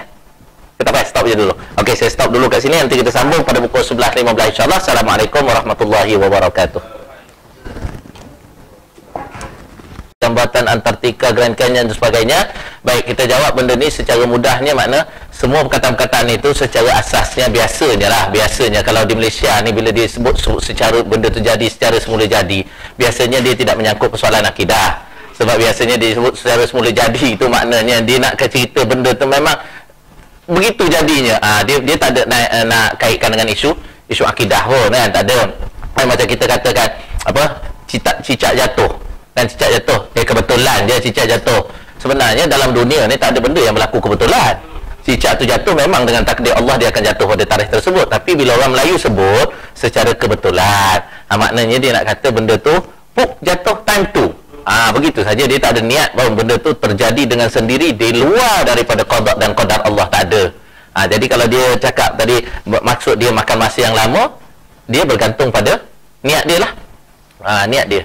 Sebab kita asas kita innamal a'malu binniat, semua benda bergantung dengan niat. Kalau niat dia benda tu terjadi dengan sendiri, maksudnya bukan Allah yang jadikan, keluar daripada kuasa Allah, maka itu dah terkeluarlah daripada perbincangan kita tadi. Tapi kalau niat dia maksudnya makan masa yang lama tu maksudnya apa terjadi sendiri tu maksudnya makan masa yang lama, itu tergantung kepada niat dia, tak salah lah maknanya. Kan, itu je benda secara mudah lah, wallahu alam lah ya. Kalau mungkin kalau itu sekadar ilmu kita lah, kalau tok guru jawab mungkin lain sikit lah kan. Tok guru pondok ke kalau dia jawab mungkin dengan falsafahnya apa benda beza-beza sikit lah, wallahu alam lah ya. Baik, ada yang minta share bahan yang kita cakap sebentar tadi, insyaAllah kita akan bagi pada Urustia untuk sharekan bahan yang ada dekat saya. Nanti dia pihak Urustia akan sharekan dalam grup WhatsApp insyaAllah ya. Ada bahan tu ada dekat saya dekat sini, sikit-sikit je lah yang ada ni. Baik, jadi kita bincang sikit sebanyak yang tadi kita dah sebut dah tadi tentang Ahlus Sunnah wal Jamaah tadi. Sekarang kita tengok sikit berkenaan dengan ancaman akidah. Okey, kita ambil masa sikit berkenaan dengan isu ancaman akidah di Malaysia ni. Okey, sebab saya tak boleh nak paparkan dekat hadapan sana, jadi saya baca je lah ya, saya baca je secara mudah dekat sini. Sebab kalau saya berdiri pun dia akan jadi terganggu kan, berdiri dia akan lari. Jadi kalau tak payah berdiri lah. Jadi kat sini sajalah kita paparkan. Tak apa, saya sebenarnya dekat slide saya ni dia ada gambaran peta Malaysia. Okey, gambaran peta Malaysia. Sekejap ya. Okey, saya ginilah senang kan, supaya peserta boleh tengok. Sekejap, saya minta izin untuk bangun sekejap. Yang tanpa atas tu bagi dia orang tengok. Macam tu. Mudah. Mudah begitu. Atas kursi atau atas meja tu boleh tak? Atas meja tu. Okey, boleh nampak kan? Okey, itu benda yang saya nak cerita sebenarnya. Okey. Jadi minta maaf lah yang dekat secara alam maya ni tak boleh nak tunjuk lah. Cuma untuk asasnya apa yang saya paparkan dekat situ ialah gambaran keseluruhan negara Malaysia, peta Malaysia. Okey, apa yang saya nak gambarkan dekat situ sebenarnya ialah tentang ancaman akidah yang berlaku di Malaysia ni. Dia biasanya berlaku dalam 4 atau 5 situasi. Okey, yang pertama dia terbabit dengan isu yang berkait dengan ajaran sesat.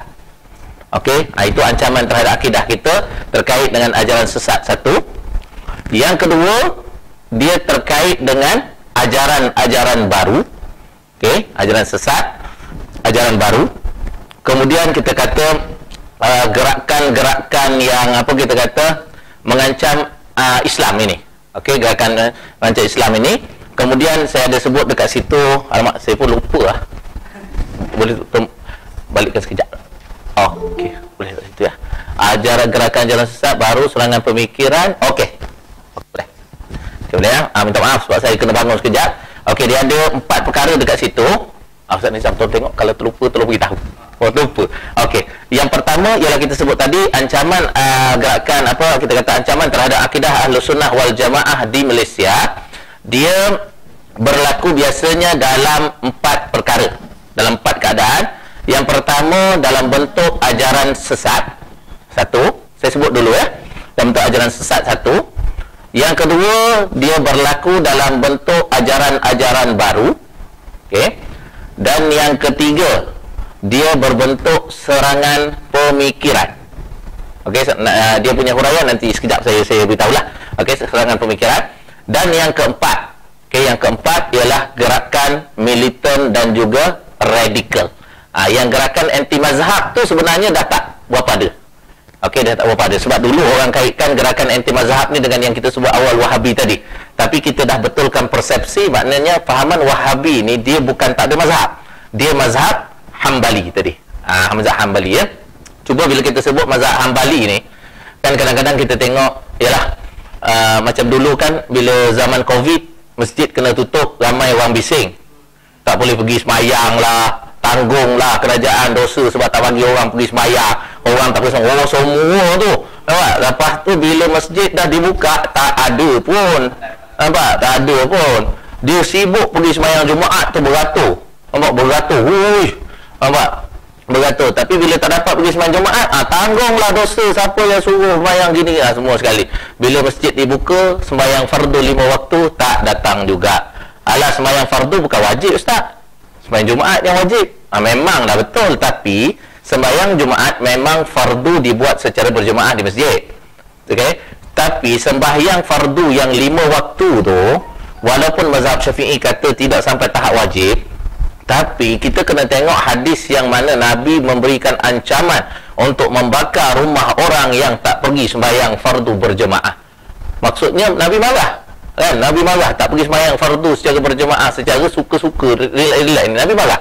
Maknanya kemarahan Nabi tu merupakan kemurkaan daripada Allah Ta'ala juga. Jadi sepatutnya bila dah Covid dah habis ni, kita pun sepatutnya ramai-ramai kalau masjid. Sepatutnya masjid yang berjarak-jarak tu sepatutnya dah semakin melempah keluar. Tak ada lah.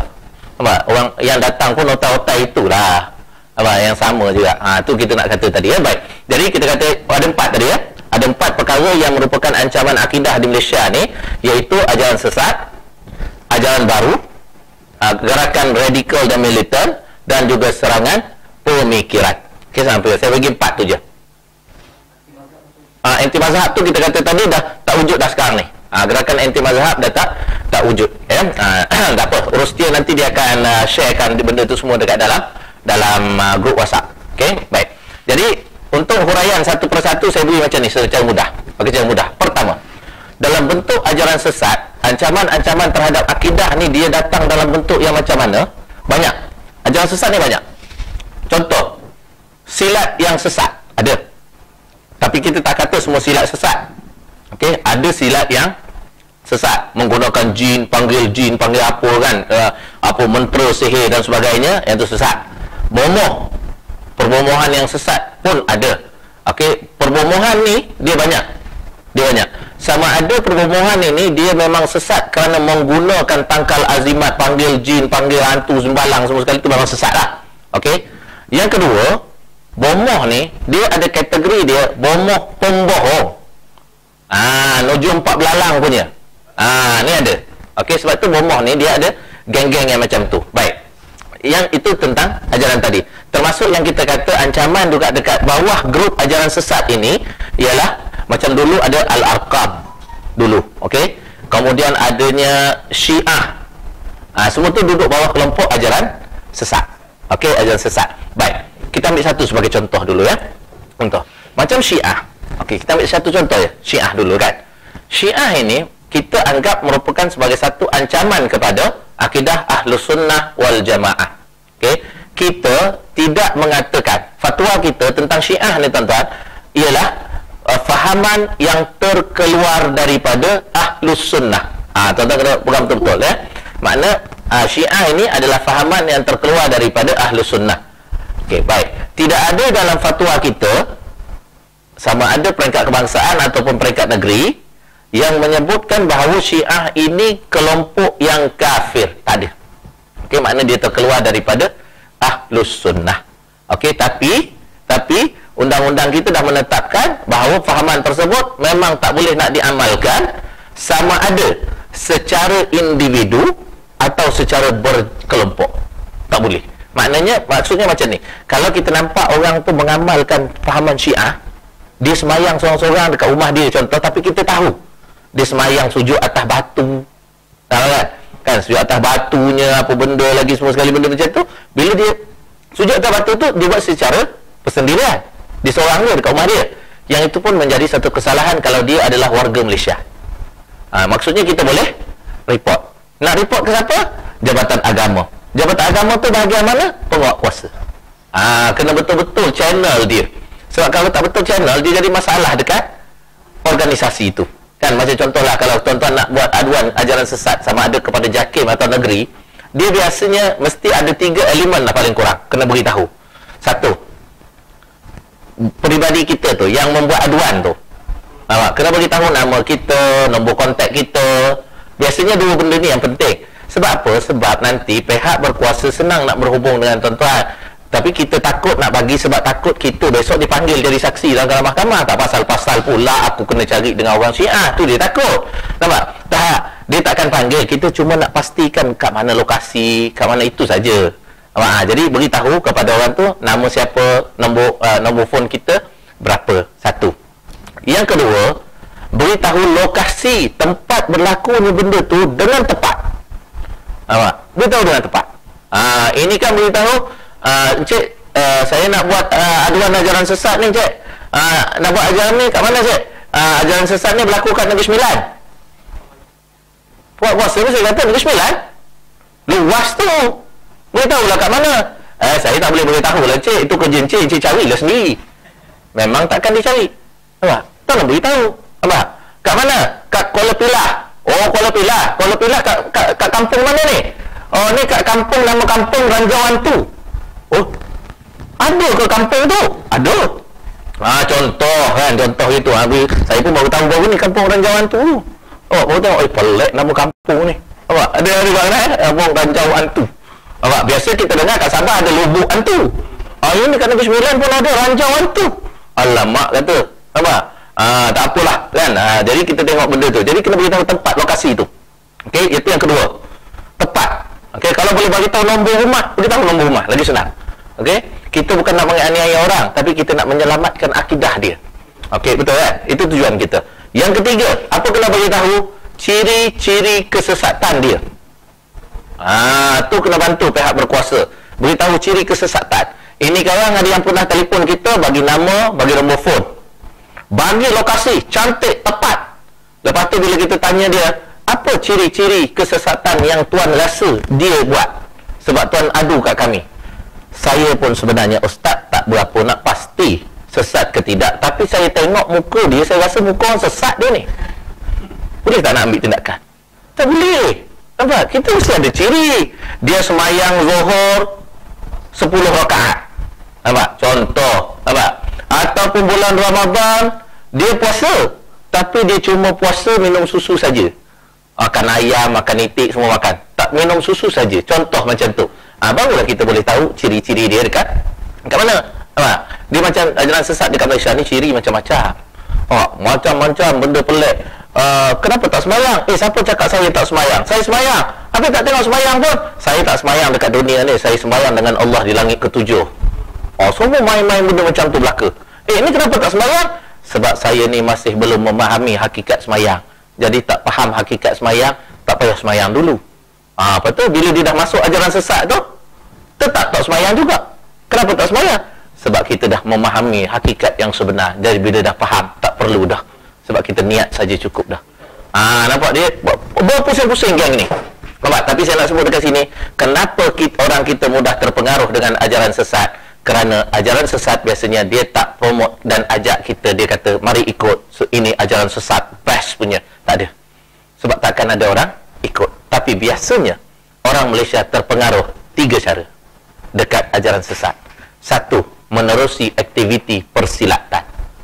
Sebab ada orang guna silat ni, kita tak kata tadi betul-betul kita tidak kata semua silat sesat, tapi ada orang yang menggunakan nama silat tapi dia sengaja menggunakan nama itu untuk bawa kesesatan. Ada. Dia berselindung di balik nama silat tersebut. Okey, 1, aktiviti persilatan. Sebab orang Melayu ni bila dengan persilatan ni memang dia rasa macam semangat lain macam kan. Yang kedua, mudah terjebak dekat mana? Gerakan ala-ala tarekat. Sebab orang Melayu ni bila sebut tentang tarekat, dia memang tak boleh nak hindarkan dirilah. Okey, dia memang seronok. Memang bagus untuk menyucikan diri semua bagus. Tetapi kita kena hati-hati sebab ada orang yang menggunakan nama tarekat muktabar tapi dia sebenarnya tak faham tarekat tu. Tapi macam contoh ada satu geng. Saya sebut contoh ini masa saya duduk penyelidikan dulu. Geng ni saya tak ingat pula nama ajaran dia. Sebab nama ajaran sesat ni pelik-pelik juga.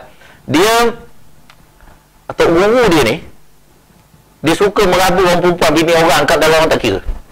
Dia suka merabu orang kerja dia. Baik. Lepas tu bila ada orang perempuan buat aduan, dia ambil ketua ni dan ditanya, Kenapa sanggup merabu-rabu orang, bukankah benda ini tidak dibenarkan dalam syarak? Dia kata apa? Ustaz, ini seumpama rantaian makanan, Ustaz. Rantaian makanan. Rantaian makanan macam mana? Rantaian makanan ni maksudnya orang lelaki memang dijadikan seumpama serigala dan orang perempuan memang dijadikan seumpama kambing. Jadi bila dah perantaian macam tu, memanglah kambing akan dimakan oleh singa, serigala, dia kata. Jadi tak pernah kambing makan serigala. Jadi memang dah kitarannya begitu, Ustaz. Kita kena terima takdir Allah. Poin dia kat mana? Takdir Allah. Bila lawan takdir, kafir tak percaya rukun iman. Nampak tak? Dia kona-kona macam tu saja. Kita cerita bab, sebab kita dah sebut kat kawan-kawan tadi, ada benda yang lepas saya papar dekat komputer tu, ancaman ajaran sesat di Malaysia. Dia berlaku dalam 4 bentuk, iaitu ajaran sesat, ajaran baru, serangan pemikiran, dan gerakan radikal dan ekstremis. Kita sebut yang tu tadi. Jadi kita bagi contoh tadi yang tentang ajaran sesat tu lah, ajaran sesat macam Syiah ke, macam Arkam dulu ke, duduk dalam grup-grup seumpama itulah. Baik. Jadi kita kata tadi, macam mana terpengaruh, mudah terpengaruh ajaran sesat ni? Satu, gerakan silat. Dia guna nama silat yang macam-macam, kita pun terpengaruh. Padahal dalam tu dah ada dia punya amalan-amalan yang macam-macam. Okey, macam-macam. Satu, gerakan silat. Dia kata, marilah, contoh macam mana? Marilah masuk ajar ni, silat kita ni bagus semua. Bila masuk gerakan silat tu, semua tak boleh bantah cakap tok guru, tak boleh apa benda. Silat ni kadang-kadang kita dah buat garis panduan, di peringkat JAKIM dah ada garis panduan. Kadang-kadang ada satu benda-benda yang kita tak benarkan masuk. Contoh, bila masuk silat ni, antara satu syarat dia ialah tidak boleh meninggalkan solat 5 waktu. Yang itu syarat salah. Syarat tu salah. Sebab apa? Sebab sebenarnya tak kira kau masuk silat ke, kau tak masuk silat ke, solat 5 waktu tetap wajib. Bila masuk dalam silat, kita bimbang ada orang faham, masuk dalam silat tu je dia kena jaga salat. Dia keluar daripada persilatan tu, tak ada lagi ikatan dah. Itu yang kita tak benarkan masuk syarat yang macam tu. Sebab syarat yang dah diwajibkan dalam syarak, tak boleh masuk dekat situ. Tak boleh masuk dekat situ. Okey, jadi itu kena hati-hati. Okey, jadi orang pengaruh tadi macam mana? Silat. Dia kata, silat ni bagus. Lepas tu kita pula tengok dia punya tok guru boleh terbang-terbang. Boleh hilang-hilang. Nak tengok terbang-terbang, tak payah pergi silat mana. Duduk kat sini pukul 2 pagi, banyak terbang. Kan? Itu memang Rio punya terbang, tak payah. Itu memang Rio punya, siapa yang rasa silat dia hebat, duduk sini. Tengok, kena penempang, kena penampas, semua sekali hebat tak hebatnya. Kan? Itu contoh silat. Bomoh. Yang kedua, mudah terpengaruh dengan perbomohan. Perbomohan ni pun satu hal juga kadang-kadang. Saya dah sebut tadi, ada bomoh yang menggunakan makhluk halus, ilmu sihir. Ada bomoh yang tak guna sihir, tapi kaki kelentong. Pembohong. Ada. Okey? Dan ada bomoh yang kita nama bomoh lah, tapi dia perawat Islam. Itu kena hati-hati. Jadi tuan-tuan, kalau bomoh ni nak tahu macam mana, saya bagi tip mudah untuk kita orang awam. Pertama, dengar bacaan dia betul-betul.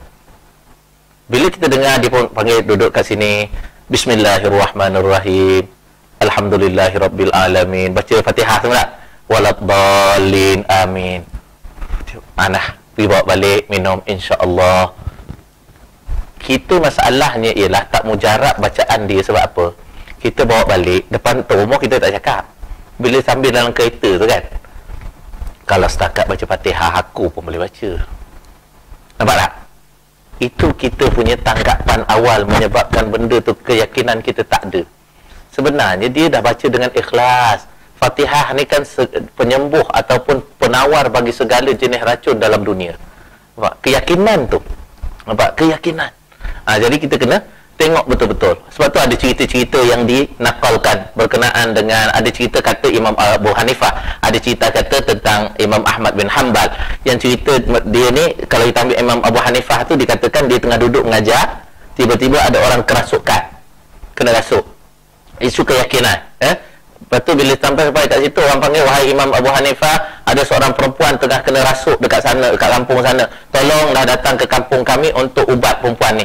Imam Abu Hanifah kata, aku tengah duduk ada urusan kerja ni, jadi tak apalah. Dia kata, engkau pergi kat luar sana, tolong ambil selipar aku, pergi bawa sana. Ambil je selipar Imam Abu Hanifah, pergi bawa, tunjuk dekat orang yang kena rasuk. Nampak? Orang tu bawa selipar tu. Kalau kita ni, saya tengah ngajar gini, saya ni tak bomoh lah contoh lah, duduk sini, tiba-tiba orang bomoh besar, nama terkenal. Contohnya, orang datang, Ustaz, dekat kampung kita ni, kat sini kampung mana? Sungai Rotan lah contohnya. Sungai Rotan tu ada orang kena kerasukan, Ustaz. Saya ni tengah ngajar ni, tak apalah. Ambillah kasut saya ni, pergi bawa tunjuk ke orang sakit tu. Kita nak bawa? Kita akan bawa, tapi dalam perjalanan ni rasa gila apa Ustaz ni bagi seli kasut. Kalau saya nak lepas dengan kasut aku banyak kat rumah. Keyakinan tu, nampak? Dia isu keyakinan. Hamba Allah ni tadi, dia ambil selipar tu tanpa banyak cakap, terus bawa ke rumah dan ditunjukkan kepada orang yang kena rasuk. Sebab ini kita tak kata cerita ni betul-betul, sebab ini diceritakan satu persatu. Wallahu a'lam, dia punya kesahihan sanad tu kita tak tahulah. Bawa tunjuk kat orang yang kena rasuk. Orang kena rasuk tu terus cakap apa? Jin tu terus cakap apa?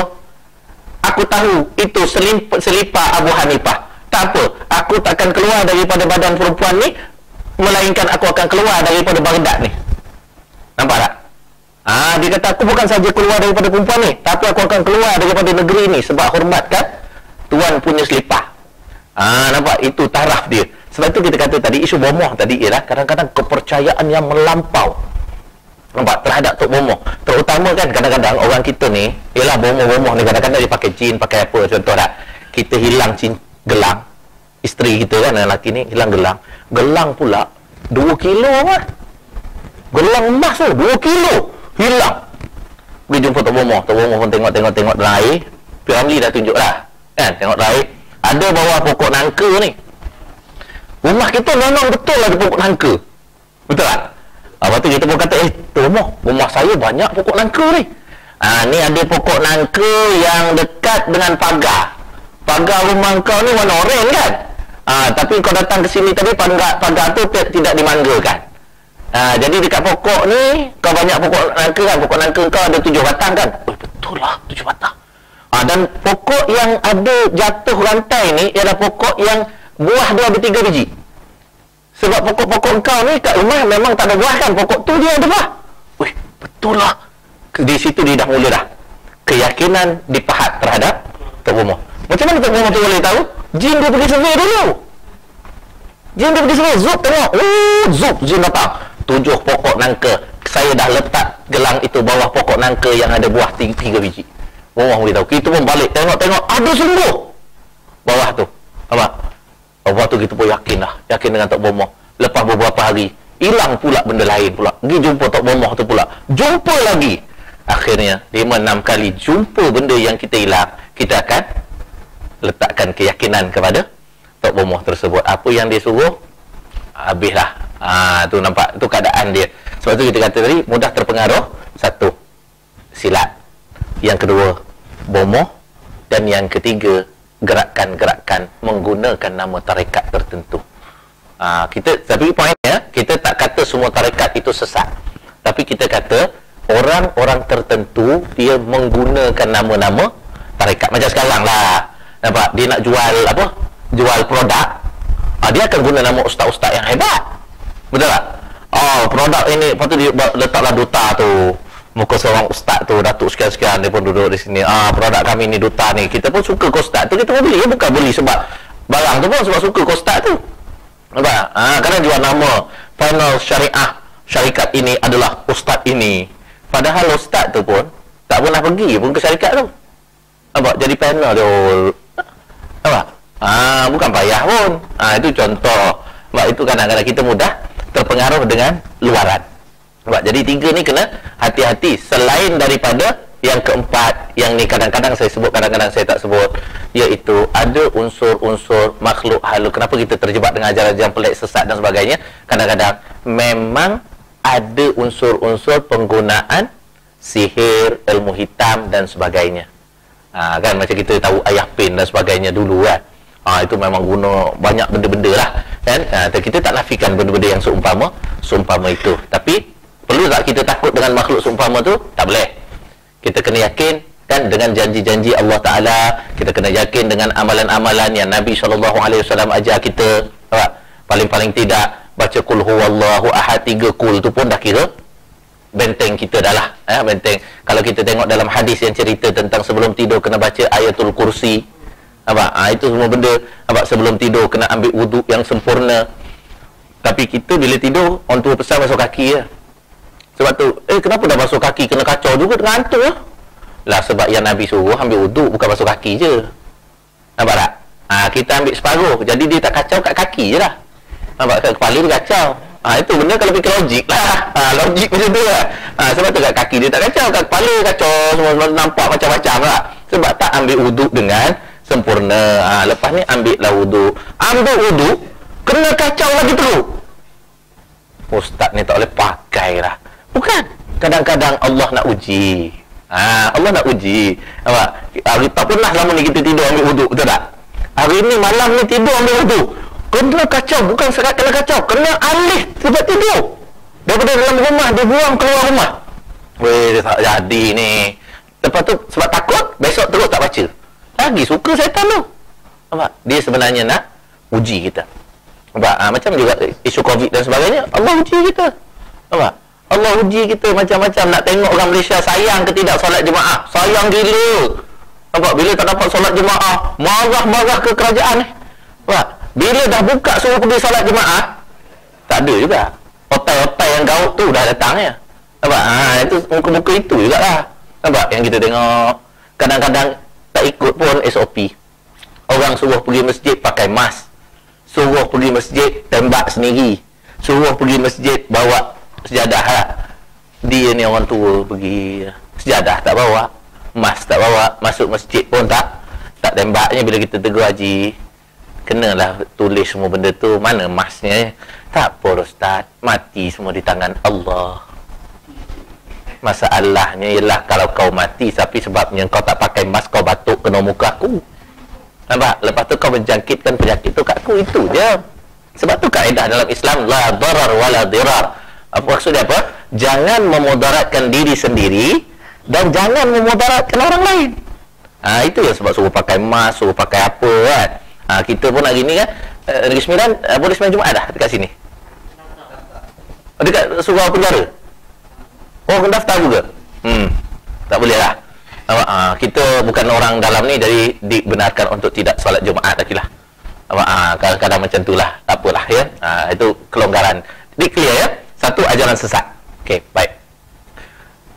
Yang banyak-banyak saya sebut tu, tak betul tu sebenarnya. Yang pernah ada dekat Malaysia ni, hampir 100 lebih nama-nama yang ajaran sesat. Nampak? Nama tarekat sekian, nama silat sekian. Nampak? Yang ada dulu pun nama ajaran Tabarakal Lazi. Tuan-tuan pernah dengar tak Tabarakal Lazi tu? Ayat surah Al-Mulk. Tabarakal Lazi. Dia buat nama tu, ramai pengikut juga. Nampak? Dulu ada Rasul Melayu. Nampak? Ada juga pengikut. Lepas tu, apa? Tuhan Harun. Ada juga pengikutnya. Kat Malaysia ni, permintaan sentiasa ada. Nampak? Bubuhlah ajaran apa sekalipun. Nampak? Hari tu ada ajaran roket. Pun ada 20 pengikut. Nampak? Memang, bubuhlah nama ajaran apa pun. Orang memang suka. Ajaran kripto, hari tu ada sekali. Allahu Akbar. Nampak? Bubuhlah apa nama ajaran pun. Mesti ada. Kalau buat dekat Jelebu ni, ajaran Ustaz Nizam. Mesti ada pengikut punya. Confirm. Sebab apa? Saya yakin. Sebab Ustaz Nizam memang dikenali seluruh Jelebu ni. Memang ramai pengikut dia punya. Nampak? Itu contoh. Nampak? Dia lebih hebat daripada YB lagi lah. Nampak? Kan? Itu contoh. Kan? Orang dikenali. Kan? Dikenali. Jadi bila dikenali, dia mudah jadi ikon. Orang mudah ikut. Itu contoh saya kata ajaran sesat. Yang kedua, saya sebut tadi ajaran baru. Ajaran baru ni biasanya ajaran yang kita nisbahkan kepada nama orang tertentu. Tu kita letak bawah ajaran baru. Contoh, ajaran Ayah Pit. Ajaran Allah Akbar. Ajaran Tuhan Harun. Duduk bawah tu. Ajaran ada dua. Khatijah Ali, perempuan pun ada. Itu bomoh VIP. Duduk bawah mana? Ajaran sesat. Dia duduk bawah ajaran sesat. Dia bukan duduk bawah ajaran baru. Sebab dia tidak dinisbahkan kepada nama orang tu. Teropong. Siapa nama dia? Lupa pula dah. Allahu Akbar. Raja bomoh Malaysia tu. Lupa pula dah nama dia, tak ingat lah. Bomoh VIP tu. Kan? Tapi muka dia kita terbayang, betul tak? Muka terbayang. Ibrahim apa? Ibrahim Mat Zain. Tekan tersebut Ibrahim Ali tu terbalik. Ibrahim Mat Zain. Tu Ibrahim Mat Zain tu. Dia dulu kan dia terlibat. Jadi kalau orang tanya yang tu duduk bawah mana, kita dulu dudukkan dia di bawah grup ajaran sesat sebab dia duduk bawah bomoh. Tapi bomoh saya sebut tadi ada dua. Bomoh yang memang menggunakan sihir dan sebagainya. Satu, bomoh yang tak guna sihir tapi kaki kelentong saja. Ada jenis macam tu kan. Baik. Benda ni sebenarnya P.Ramlee dah bagi tahu dulu lagi dah. Kan? Dah bagi tahu dah. Filem P.Ramlee ni dia akan menjangkau zaman tau. Dia akan melepasi terowong masa. Dia dah cerita dah benda satu semua tu akan berlaku. Jadi benda ni tu tengok. Bomoh zaman dia pun ada sampai hari ni pun masih lagi. Baik, itu contoh kita kata tadi ajaran baru dinisbahkan kepada orang tertentu. Okey, tak kira lah ajaran apa. Ajaran roket ada kat Malaysia ni. Ada. Bila kita tanya dulu kenapa nama ajaran roket cepat sikit sampai kepada Allah. Senang ya. Apa? Hujan senang dia. Kita pun macam tu je. Macam tu ya Ustaz. Islam ni kan mudah. Dia main ujung-ujung macam tu lah. Kita pun Ustaz tak nak naik sekali tak? Wah, dia offer pula dah. Lepas tu, Ustaz kalau Ustaz naik, Ustaz kita tak nampak belakang Ustaz kena duduk di hadapan Ustaz. Wah, sebab Ustaz memang orang dikenali, Allah mungkin kenal Ustaz, jadi senang sikit kita nak masuk. Kita pun jenis, wah, best juga macam ni. Nampak? Iyalah, Ustaz biasa pakai kereta sekadar kancil. Kan? Myvi tu pun dah habis bayar. Contoh gitu kan. Nak juga sekali-sekala merasa BMW. Contoh gitu kan. Duit jangan cakap. Nampak? Benda tu semua boleh mengaburi mata. Nampak? Boleh mengaburi mata. Duit ni lah ya. Kalau macam contoh kadang-kadang setengah orang di offer dengan perempuan, dia masih lagi fikir banyak. Tapi kalau duit memang gelap matanya. Saya tak gelap mata Ustaz. Memanglah sebab orang offer kau RM1 ya. Kalau offer kau RM1 belum tentu. Nampak? Belum tentu. Kita tak boleh cakap besar. Sebab tu kita sentiasa kena minta perlindungan dengan Allah Subhanahu Wa Taala. Semoga kita ni baik dunia dan akhirat, insya-Allah lindung segala-galanya. Baik. Itu tentang ajaran baru tadi. Okey, ini saya cerita dulu ya.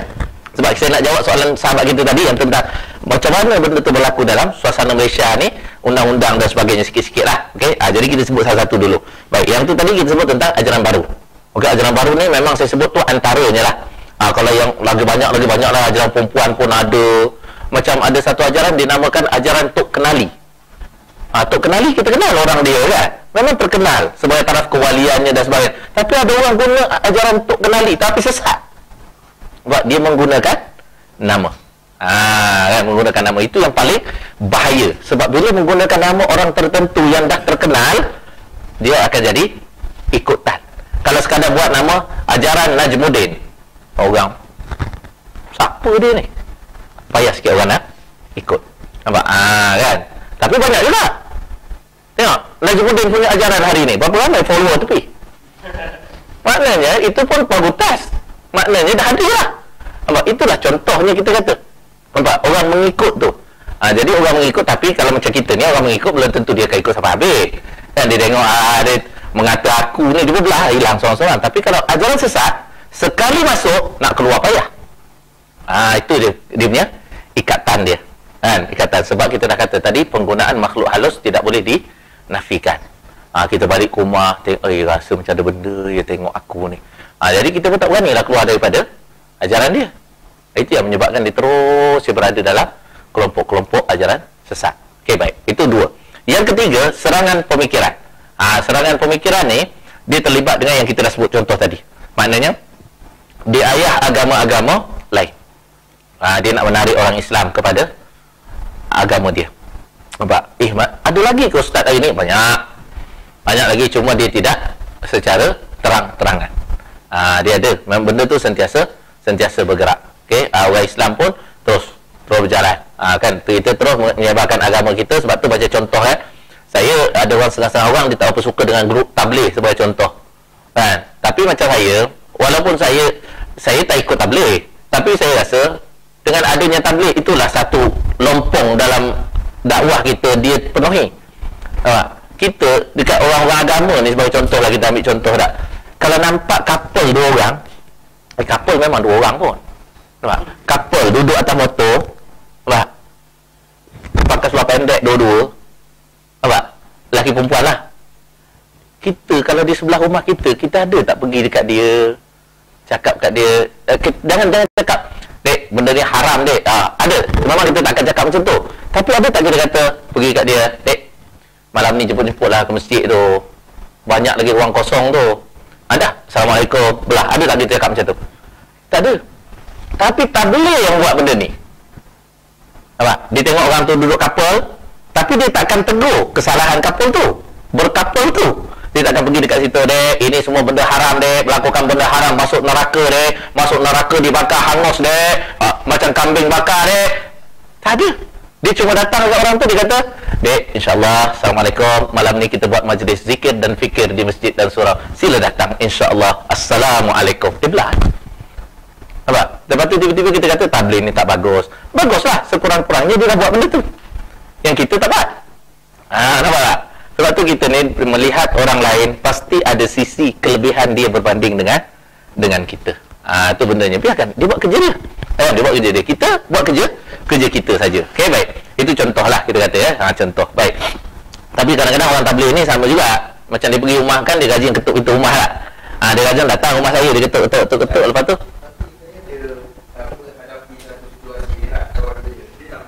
tapi rumah tangga itu macam mana lah? Rumah tangga? Isteri dia tak gerak kan, dia tak balik berhari-hari. Tinggal kan, pergi makan, tak makan. Macam mana? Okey. Yang memusuhkan pasal kita tapi inilah situasi yang berlaku. Nampak situasi yang berlaku. Ya. Macam baik, memang baiklah. Betul. Dia buat kerja dakwah tadi. Di belakang cerita itu Masalah. Itulah kita kata macam ni. Dia isunya sekarang tidak memahami fiqh aulawiyat, tidak memahami keutamaan. Orang tabligh ni kadang-kadang setengah-setengahnya, dia kerja dia ialah untuk jalan Allah. Bagus dia nak pergi berdakwah sampai ke Afghanistan, sampai ke Pakistan sana kan. Pernah kan sampai geng-geng pergi sana semua sekali. Tapi dia kena ingat bahawa tanggungjawab dia terhadap anak isteri itu lebih diutamakan berbanding dengan kerja lain. Dia kena jaga yang ni dulu. Itu yang dia jadi ketidakpahaman dia. Kan, ketidakpahaman. Kita tak nafikan kadang-kadang setengah-setengah grup tabligh ni, bila kita buat majlis ilmu, dia tak nak duduk sekali dengan kita. Betul tak? Dia akan duduk sama kelompok dia saja. Itu satu sikit benda yang perlu diperbetulkan. Sebab apa? Kadang-kadang dia kena duduk dengan kita sebab kita kadang-kadang cerita benda sudut yang lain berbanding dengan apa yang dia cerita dalam sudut buku dia tu. Kan, macam contoh utama, bagus pergi menyampaikan agama Allah, cerita bagus, tetapi macam mana dengan anak isteri di rumah? Takkan kita sekadar nak jawab kan? Tapi ada juga setengah orang tabligh yang dia memang keluar fisabilillah, tetapi anak isteri dia kalau ditinggalkan, minta maaf sebut 7 keturunan hidup tanpa dia balik pun cukup. Contoh kita kata gitu kan, memang dia duit banyak apa semua, dan dia tinggalkan isteri dia mencukupi, dan isteri dia pun kata tak apalah bang, kau pergilah asalkan kau bagi kat aku 1 juta sebulan. Suami dia memang gaji 5 juta sebulan, jadi tak ada masalah lah pergi sana pergi sini apa semua sekali kan. Hatta bini dia pun cakap tak apalah bang, abang pergilah Pakistan, kahwinlah seorang kat sana, senang nak pergi sana. Pergi kat India, kahwinlah seorang lagi kat sana, asalkan menepati syarat 4 cukup dah. Sebab isteri dia yang penting abang bagi ke saya 1 juta setiap bulan. Contoh itu. Silakan. Okey. Salam. Kita buat santai-santai je ni. Okey? Baik. Clear tak yang tabligh tadi. Maknanya kenapa jadi begitu? Sebab dia tak faham fiqh aulawiyat, fiqh keutamaan. Okey, pergi menyampaikan dakwah bagus. Tapi yang lebih bagus kena jaga anak isteri kat rumah. Tapi kalau anak isteri redha, macam kita kata tadi, contoh kita tak payah pergi Pakistan lah. Kita ambil Malaysia. Malaysia ada berapa zon tu? 4. Utara, Selatan, Timur, Barat. Betul? Dia kata, abang tak apalah, abang nak pergi mana pun pergilah bang. Berjihadlah fisabilillah. Asalkan dekat rumah ni bang, saya sentiasa dapat, kalau 1 juta sebulan tu auta sangat. Abang bagi saya 5,000 sebulan bang. Abang nak pergi jihad, pergilah. Lepas tu dia suami dia pun kata, boleh yang, tapi abang ni kalau pergi ke Kedah sana, lepas tu nak patah balik ke rumah kita kat Johor ni, letih yang. Jadi boleh tak minta izin? Supaya abang boleh buka satu rumah di zon utara, satu rumah di zon barat, satu rumah di zon timur, satu rumah di zon selatan. Mana cukup menepati syarat dah 4. Isteri dia kata, tak apa bang, ikut abang lah. Nampak? Boleh tak tu? Boleh. Sebab aulawiyat dia dijaga. Nampak? dijaga dekat sini. Maknanya isteri dia tetap terpelihara dan sebagainya. Tapi kebiasaannya orang akan menceritakan tentang tak apalah, berjihadlah, nanti Allah akan tanggung anak dan isteri. Ini jenis tak betul guna hujah ni. Nampak? Hujah di sini tak tepat. Sebenarnya memanglah Allah tanggung, tapi dengan usaha juga. Nampak tak? Lagi dia duduk relax, pasti ada usaha je tak? Itu contoh kita kata dia kan. Orang ajaran sesat, ada tak dia duduk relax, tunggu orang datang? Tak. Dia pergi promosi kat kita. Nampak? Promosi gini-gini. MLM, ada tak dia duduk diam? Tak ada. Nampak? Dia mesti datang. Gini. Nampak? Orang yang jual, orang jenis duduk diam. Bengali yang jual cincin tepi longkang. Nampak tak?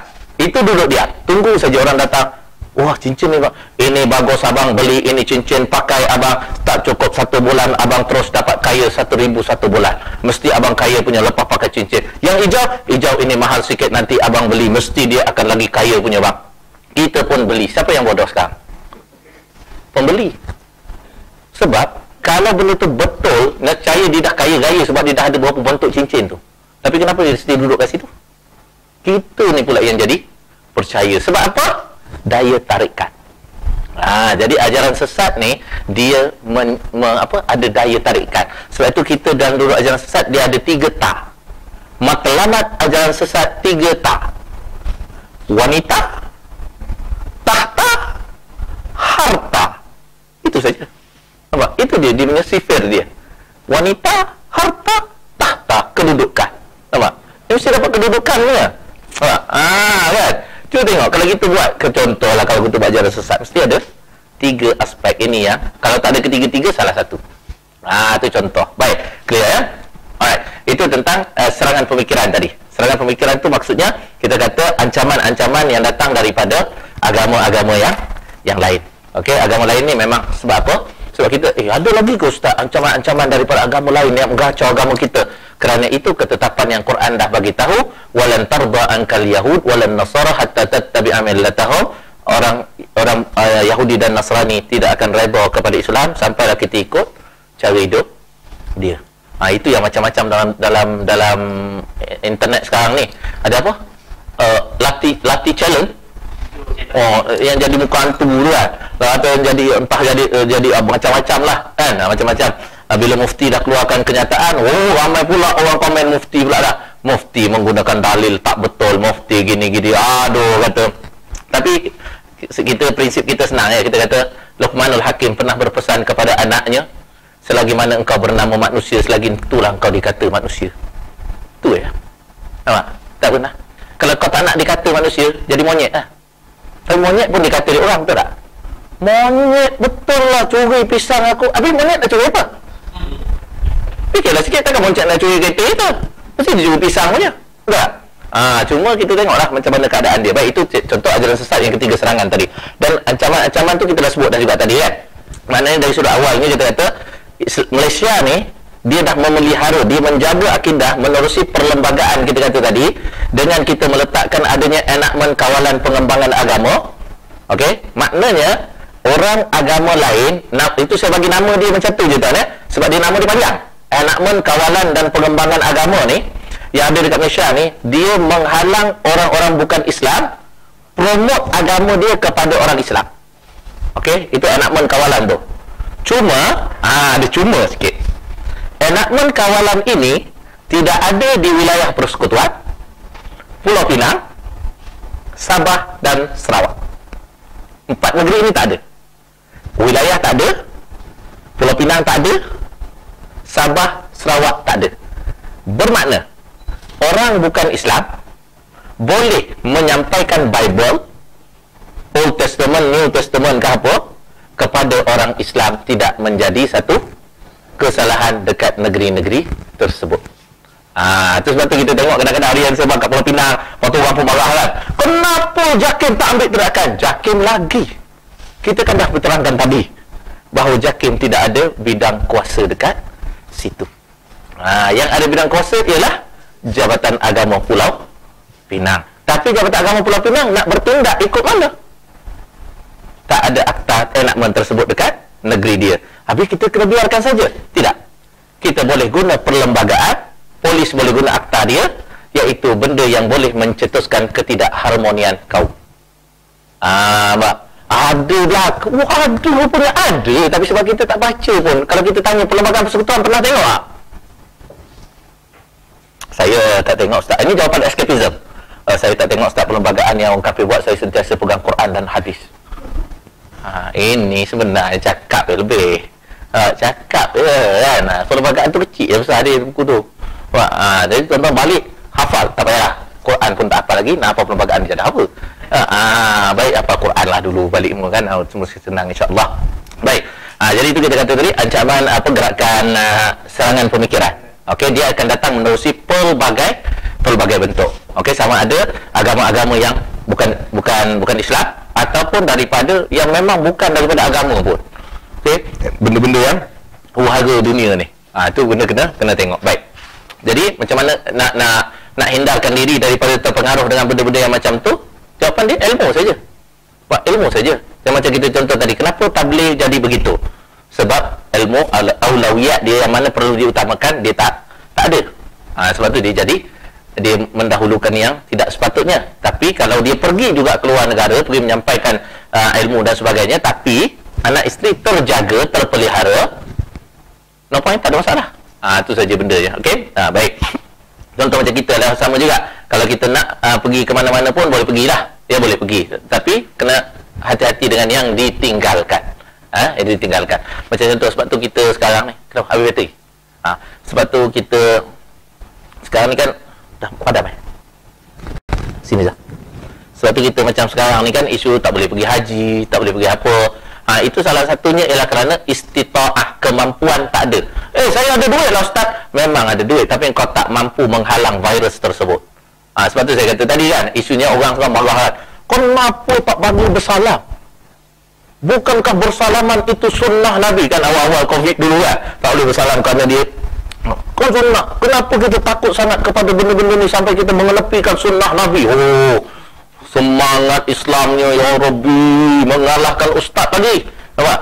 Jumpa saya itu, Ustaz, kenapa kita tak bersalam Ustaz? Bukankah Nabi telah berpesan bahawa bersalaman ini menggugurkan dosa? Haji, memang Nabi sebut bersalaman menggugurkan dosa. Tapi dalam hadis tak ada sebut bersalaman menggugurkan virus. Okeylah. Dah lah kan?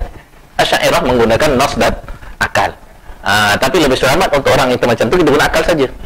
Kalau guna nas kan dia, kau tahu tak, berdebat dengan Kasim Ahmad, dah meninggal dah orangnya. Kasim Ahmad, dia dah tak percaya hadis. Kalau kita nak guna hadis pun tak guna lah, sebab dia dah tak percaya. Itu contoh. Sebab tu macam contoh Syiah saya kata tadi, ada orang kata nak buat debat, nak buat apa semua sekali lah. Saya kata tak payah. Dengan Syiah ni tak payah debat. Sebab apa tak payah debat? Kerana Syiah dia menggunakan sumber dan dasar yang lain daripada kita. Kita berdebat pun memang tak guna, tak jumpa apa-apa. Beres. Okey, clear tuan-tuan. Okey, itu contoh kita kata tadi. Maknanya dari sudut perkara yang ketiga. Perkara yang keempat, isu ekstremis dan radikal. Yang ini memang kita tak boleh nak nafikan lah. Ini pun berpunca daripada ayat yang kawan kita sebut awal tadi. Memahami nas secara literal. Dia faham zahir macam tu saja. Ayat Quran kata, bunuhlah orang musyrikin di mana-mana kamu jumpa. Kita kena bunuh mereka kerana ini saranan Al-Quran. Sedangkan ayat tersebut menceritakan zaman bila, keadaan macam mana, semua cerita belaka. Sebab itu tafsir keluar yang pelbagai. Tapi datang golongan-golongan liberal dan sebagainya, saya dah sebut dah tadi kan. Liberal ini golongan yang dia menggunakan juga nas, tapi akal mendahului nas. Macam contoh saya bagi. Dulu kita pernah jumpa dengan seorang yang golongan liberal ini jugalah. Okey. Sebab dia kata apa? Dia kata, Ustaz, kenapa kita nak sibuk, pejabat agama sibuk nak pergi pecah rumah orang yang nak berzina dalam rumah tu? Nampak dulu lah. Dia bukan buat dekat kaki lima Ustaz, dia buat dalam rumah dia. Yang Ustaz nak sibuk-sibuk apa hal? Nampak? Dia cakap macam tu kan? Baik. Kita jawab mudah je. Maknanya dia kata dulu dia kata buat dekat rumah dia. Dah kunci pintu semua sekali dah. Kita kata itu hak dia kan? Kita kata itu salah. Sebab Islam tak bagi berzina. Ustaz, dia kata, Ustaz cuba tengok, ada tak orang yang berzina dekat kaki 5? Mana ada? Semua orang berzina dekat rumah yang tertutup, siap kunci lagi pintu. Ustaz tahu tak kenapa dia kunci pintu? Lah sebab dia malu lah. Dia malu orang tengok. Betul tak? Malu. Ustaz, bila dia malu tu Ustaz, ni orang-orang liberal ni. Bila dia malu tu Ustaz, maknanya dia ada iman Ustaz. Sebab Nabi sebut malu dan iman dua adik-beradik Ustaz. Betul lah, hadis tu memang ada. Nampak? Malu dan iman. Jadi, apa poin kau zina dengan malu dalam ni? Ustaz, bila dia dah kunci pintu, berzina dalam rumah, maknanya dia dah malu Ustaz. Bila malu Ustaz, kita dah sebut, malu tu ciri orang beriman. Betul tak? Betul lah. Ustaz, kan hadis Nabi yang lain sebut bahawa siapa-siapa yang membuka aib orang beriman, Allah buka aib dia pada mahsyar, Ustaz. Ustaz nak kena buka aib pada mahsyar. Menggunakan hujah, bukan pada tempatnya. Nampak tak? Jadi macam tu lah. Macam juga geng-geng ni juga, dia menggunakan dalil Quran tapi bukan pada tempat. Contoh dia kata isu kaum Nabi Lut. Kan kaum Nabi Lut diterbalikkan sebab mereka buat homoseks. Betul tak? Kita tahu itu yang kita pegang. Tiba datang geng ni kata apa? Dia buat homoseks tu kena bala sebab apa? Sebab dia buat secara paksa. Dia kalau buat secara suka sama suka, tak terbalik bumi tu. Tapi cerita dia banyak. Nampak tak? Dia menggunakan hujah-hujah yang sebegitu. Jadi kita pun rasa, alamak. Itu kita kalau rasa tak berapa nak boleh defend diri, jangan cuba-cubalah nak untuk terjun kepada situ dan nak berdebat. Siapa yang boleh nak berdebat? Aku baru habis muhadarah aksisu masa akidah. Siapa yang nak berdebat dengan aku? Tak payah. Dia banyak lagi hujah dia tu. Okay? Clear yang dekat situ ancaman dia. Dan saya dah sebut dah tadi, ancaman ini datang macam mana, kita terpengaruh macam mana pun. Saya dah cerita isu bomoh, isu persilatan dan sebagainya. Kita nak hindar macam mana? Salah satunya ialah ilmu. Cuma saya nak sebut dekat sini, ilmu kena hati-hati. Sebab ada orang belajar ilmu dengan guru yang betul. Ada orang belajar ilmu tapi guru tak betul. Jadi ilmu yang dia ambil jadi tak betul lah. Itu benda dia. Okey, clear ya? Baik. Yang akhir saya nak sebut sikit je sini, yang kawan kita sebut tadi, kita dah sebut dalam negara Malaysia ada 4 bentuk ancaman tu, tapi kita tak boleh nak langkau negeri orang. Di situ punca dia, salah satunya. Apabila contoh kita kata, saya sebut dekat Malaysia ni dia ada fatwa dan dia ada warta. Okey? Fatwa dan warta dua benda yang berbeza. Fatwa pemberitahuan hukum. Okey, contoh kita ambil ajaran ABC. Fatwa dah keluar, ajaran ABC sesat. Clear? Sesat. Boleh tak kita telefon penguatkuasa suruh pergi tangkap? Tak boleh. Sebab fatwa bukan undang-undang lagi. Kena tunggu fatwa tadi digazet dulu, baru jadi undang-undang. Diwartakan dulu, selepas diwarta, ajaran ABC kalau diwartakan oleh kerajaan pada tahun sekarang, baru penguatkuasa boleh tangkap orang tersebut, ambil tindakan. Itu dari sudut undang-undang tersebut. Dan warta tersebut, dekat mana dia diwartakan? Negeri Pulau Pinang. Okey? Ajaran ABC berada di Pulau Pinang, dia tak boleh bergerak sebab dia dah buat kesalahan sebab langgar warta. Dia lari ke negeri lain. Boleh tak penguatkuasa Pulau Pinang kejar dia sampai ke negeri Pahang? Tak boleh, kerana dia dah langgar border negeri orang. Dan ajaran tadi, boleh tak terus beroperasi dekat negeri Pahang? Boleh, sebab tidak ada warta terhadap ajaran tersebut di negeri Pahang. Jadi Pahang, dia kena wartakan juga ajaran tersebut, baru boleh diambil tindakan. Dia lari pula ke Johor, Johor pun kena wartakan benda yang sama. 14 negeri perlu wartakan setiap negeri secara berasingan untuk ajaran ABC. Nampak? Itu kalau orang tu jenis tak faham dan dia bukan bekas orang jakit, dia tak tahu nak buat lagi lah, mati situlah.